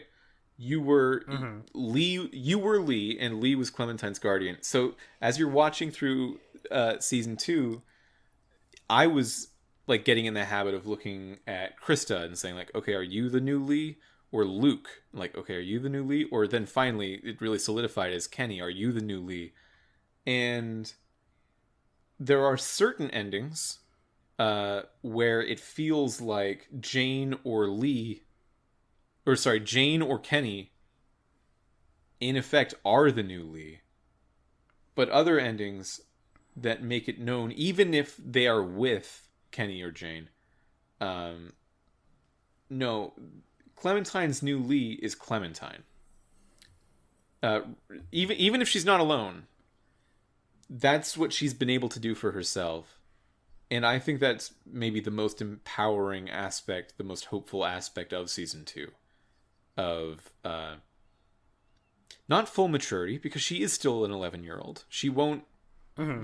She referring to Luke and Jane having sex, Clementine said, kissing stuff. I know about that. Kissing and stuff. It's like a stark reminder of like, oh yeah, because you might be old enough to know about that in real life, but you wouldn't have been in social situations where it was talked about ever. So you don't know about that. That's so interesting. There's so many things that are going to keep her development stunted like that because of her surroundings, but still she is the new Lee for herself at this point. Mm-hmm. In most of the endings of season 2, and I think most of the ways to hammer home this idea, even if she's going with, actually I'll say all endings of season 2, because even if she's going with Kenny, it's a choice that she really gets to make. It's not a fake choice. And every fake choice is like... because Kenny's trying to get her to stay. Yeah, and she gets to make the choice twice also, because when she gets to Wellington, that's completely her call. She could that's what I mean. Yeah, that's exactly. That's what I was talking about. Yeah. But yeah. So the other thing is also, like, Jane gives Clem 100% agency, but also in her case, it's not necessarily a good thing. Because it's like she's giving her the option. She's like giving her all this info of like, okay, this is the logical solution, but it's also like super heartless. Yeah. And well, Clementine's not really ready to be heartless. I think even if you play her like a dick. Oh no! Like she even at her worst, she's more just like, oh, this baby's kind of gross. I don't know what to do with it. Yeah. And I think that's why that dream is so important, and that dream is really the turning point for how Clementine thinks about herself, because the lesson is not just something that she gives herself, and I mean, that's important. It's specifically that sometimes you have to hurt people in order to do the right thing, which lets Clementine make real calls. Because if she has to, if she feels beholden to never letting anyone get hurt, or she feels beholden to hurting everyone to support herself, neither of those will ever support any choices. You just have to do the thing you have to do. And Dream Lee is giving her,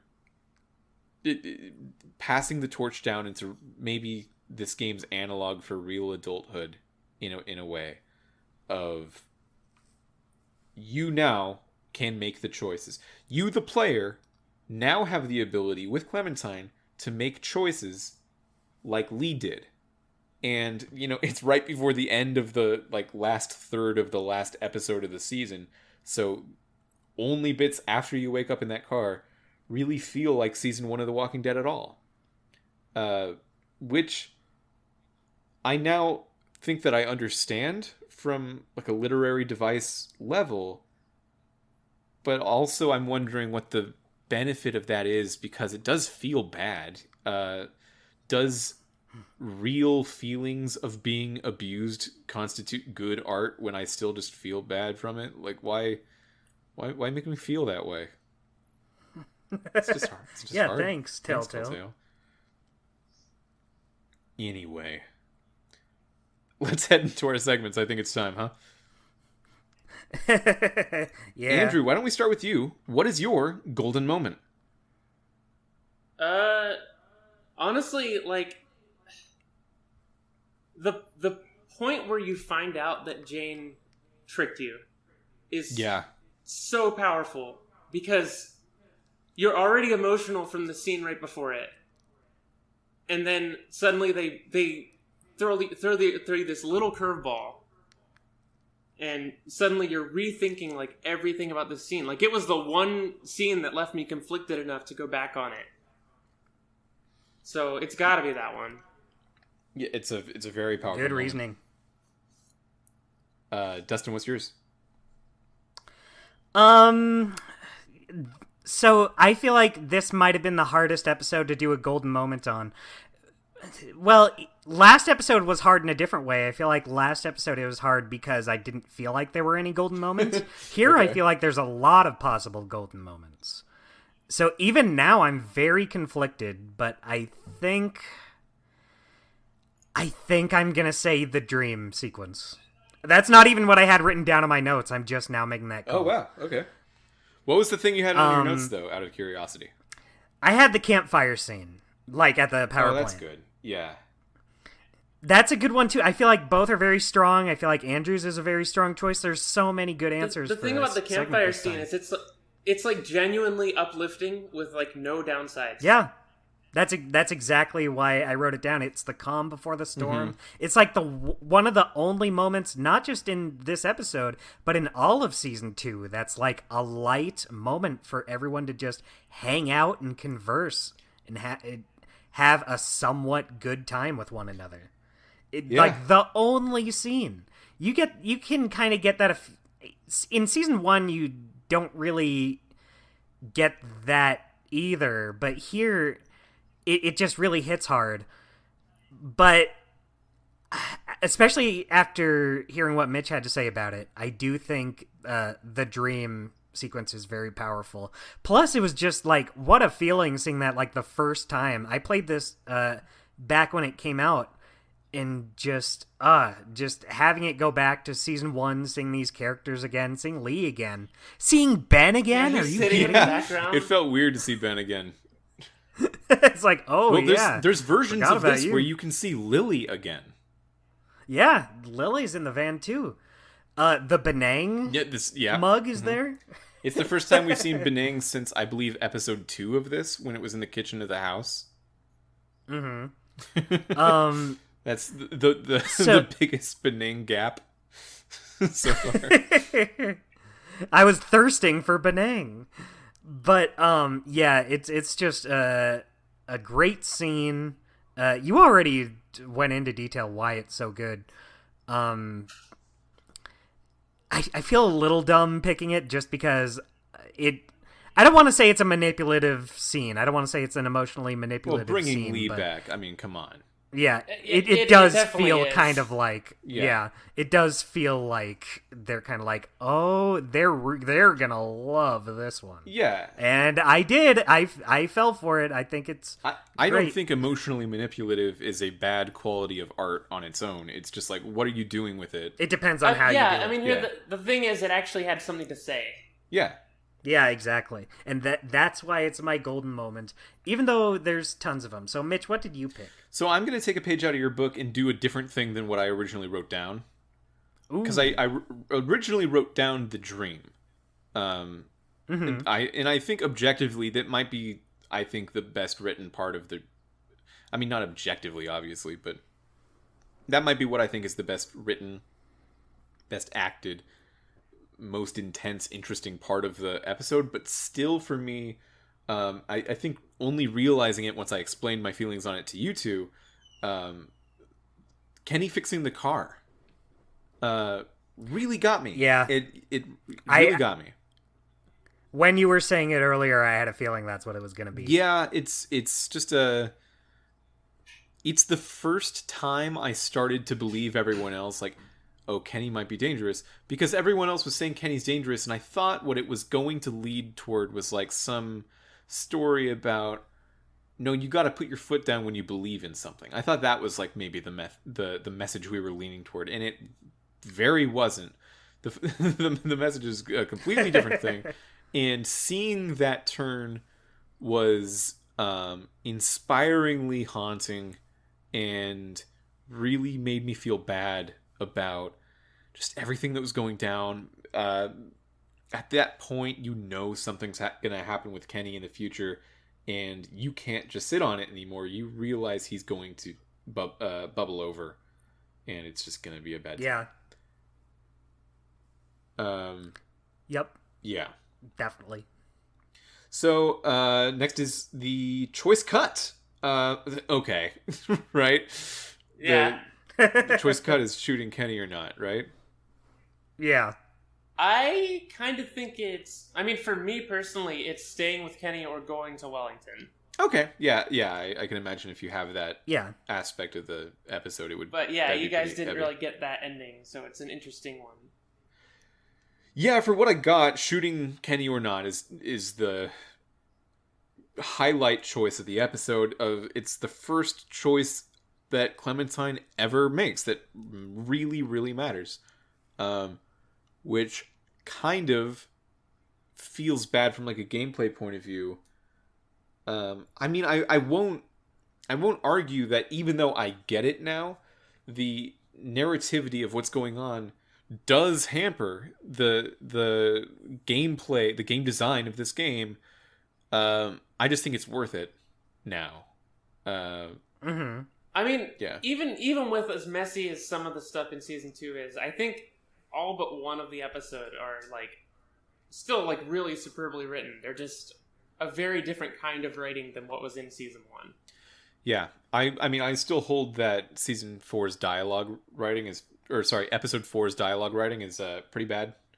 Yeah, Especially how many different kinds of times Jane talks about her sister and how, like, oh, My she favorite- used to my have leather favorite is- jackets. my favorite is like the 3 like identical conversations of like, oh, Rebecca's gonna have a baby. Does someone know how to do stuff with baby? Oh, Kenny knows baby. Yeah. Yeah, you have a lot of different options to get that.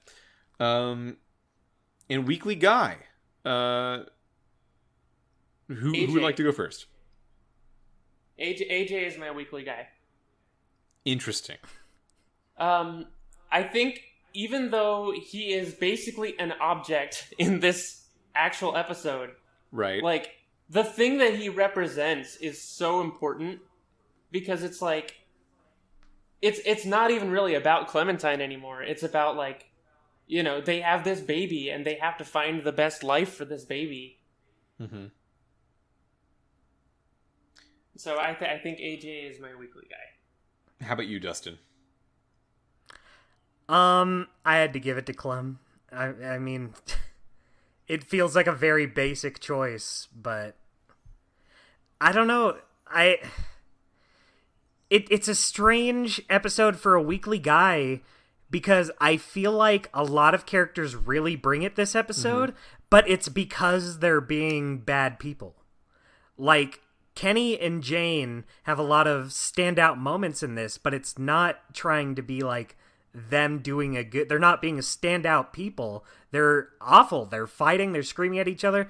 Obviously, it comes to a head at the end. So I just gave it to Clem for dealing with all this shit. Fair. I am giving it to Kenny. Yeah. Yeah, despite me being of the opinion that maybe the best way to go through this is to kill Kenny, I do think that what Kenny represents here is so It's carefully visceral. presented. Mm-hmm. And everything. It's just really an amazing look at a character. Very purposeful delivery of a character. I think that, yeah, there's a lot of like weird bits, messy bits in season 2 about how each character is used. I wouldn't change a thing about how Kenny's used. Yeah. Agreed. Really an important character in terms of the story, but also just in terms of outside of the story. I think one thing I respect is like they treated abuse in a way that is like really human. There was like no cartoonishness to like, okay, yeah, he's like, you know, he felt like realistic at the whole time, and you're like, okay, I'm slowly losing my feel for this guy, you know. Yeah, they export all the cartoonishness into Carver, right? Like, Yeah, he's the big cartoonish villain. yeah, like he is a Saturday morning like cartoon villain to Kenny's like realistic portrayal of like an actual abusive person, and it's kind of weird. Yeah, it sort of primes you to think about abuse in a specific way because you saw this Carver stuff where it's night and day. It's obvious that's what's going on. And then you find yourself inside of it But because you're in it, it feels so much more subtle and so much vaguer and grayer. Then all of a sudden you don't really know how you feel about it anymore. It's really something. So yeah, my weekly guy is Kenny. Nice, good pick.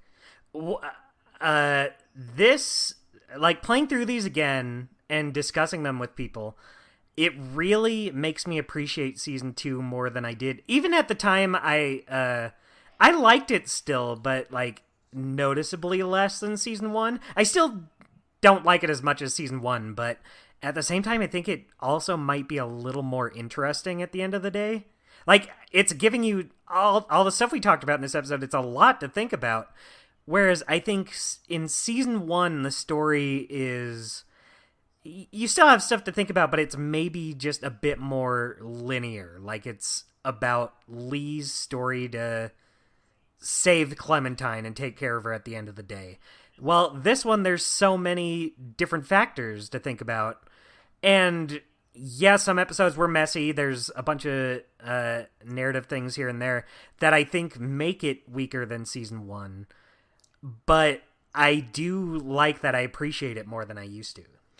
I don't have a past experience going through this season, but I kind of feel the same way because up through episodes 1 through the end of episode 4, I was just thinking the whole time, and when people would ask me about it, I would tell them like, yeah, it's clearly not as good as season 1, but it's it's cool. It's doing its own thing. It's interesting.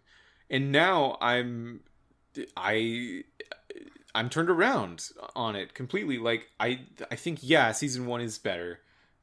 There's not really much of an argument for that, but like what this is doing is so interesting, and the way that it had been setting it up the whole time, but like you're not seeing it until it really turns it around on you to say like, hey, this is actually what's been happening to you the whole time. Chills. I got chills. I did a cry. I thought about it hard. I talked to 2 friends about it on the podcast. You got little goosebumps. Yeah. I mean, you gotta cry out of the end of the first season and then get one out of this one too. So obviously it's doing something right. Yeah. Yeah. So I think we're done with the podcast. Thank you, Andrew, for joining us. Oh, our unweekly guy is Bonnie. Unweekly guys, you say Bonnie. I'll give it to. I'll give it to the guy that said I had a cool hat. It's hard for me to give it a weekly. I don't think I can because I didn't get the guy that said he had a cool hat. I think I gotta give it to Bonnie just because I know what can happen, but I didn't even get that, so I feel bad saying it's Bonnie she still when leaves you she to was. Die, whether or not she's nice about it. Yeah, that's true. And I also I wanted to say Arvo because he is the one who shoots Clementine. And I get it though. For the it's tough at the same time. Like, he's kind of a little bit justified here. Yeah. Yeah. Well, one thing I totally forgot about was you shoot he's trying to revive his sister at the beginning. He thinks she can be saved. You know she can't because you see her as a walker. So you shoot her in the head. He didn't see her become a walker. So he thinks you just shot her. He thinks you killed his sister. So he has that reasoning for having a beef with Clementine. I totally forgot about that before this. I did too. Before you said that right now. Yeah. So it does make Arvo a little sympathetic, even if shooting Clementine, you don't really want that to happen. But I don't think I can bring myself to say he's like a bad person for doing it necessarily. Like, I can see his reasoning. So it's very hard for me to do a weekly guy. But I think I'm going to give it to Bonnie just because I know what a shithead she can be. Well, okay. That's our show. Andrew, where can people find you? At Special Agent Ape on Twitter. At Special Agent Ape on Twitter. Dustin, where can people find you? People can find me on Twitter and Instagram at Amazing DJ Dustin. And me, I'm just around.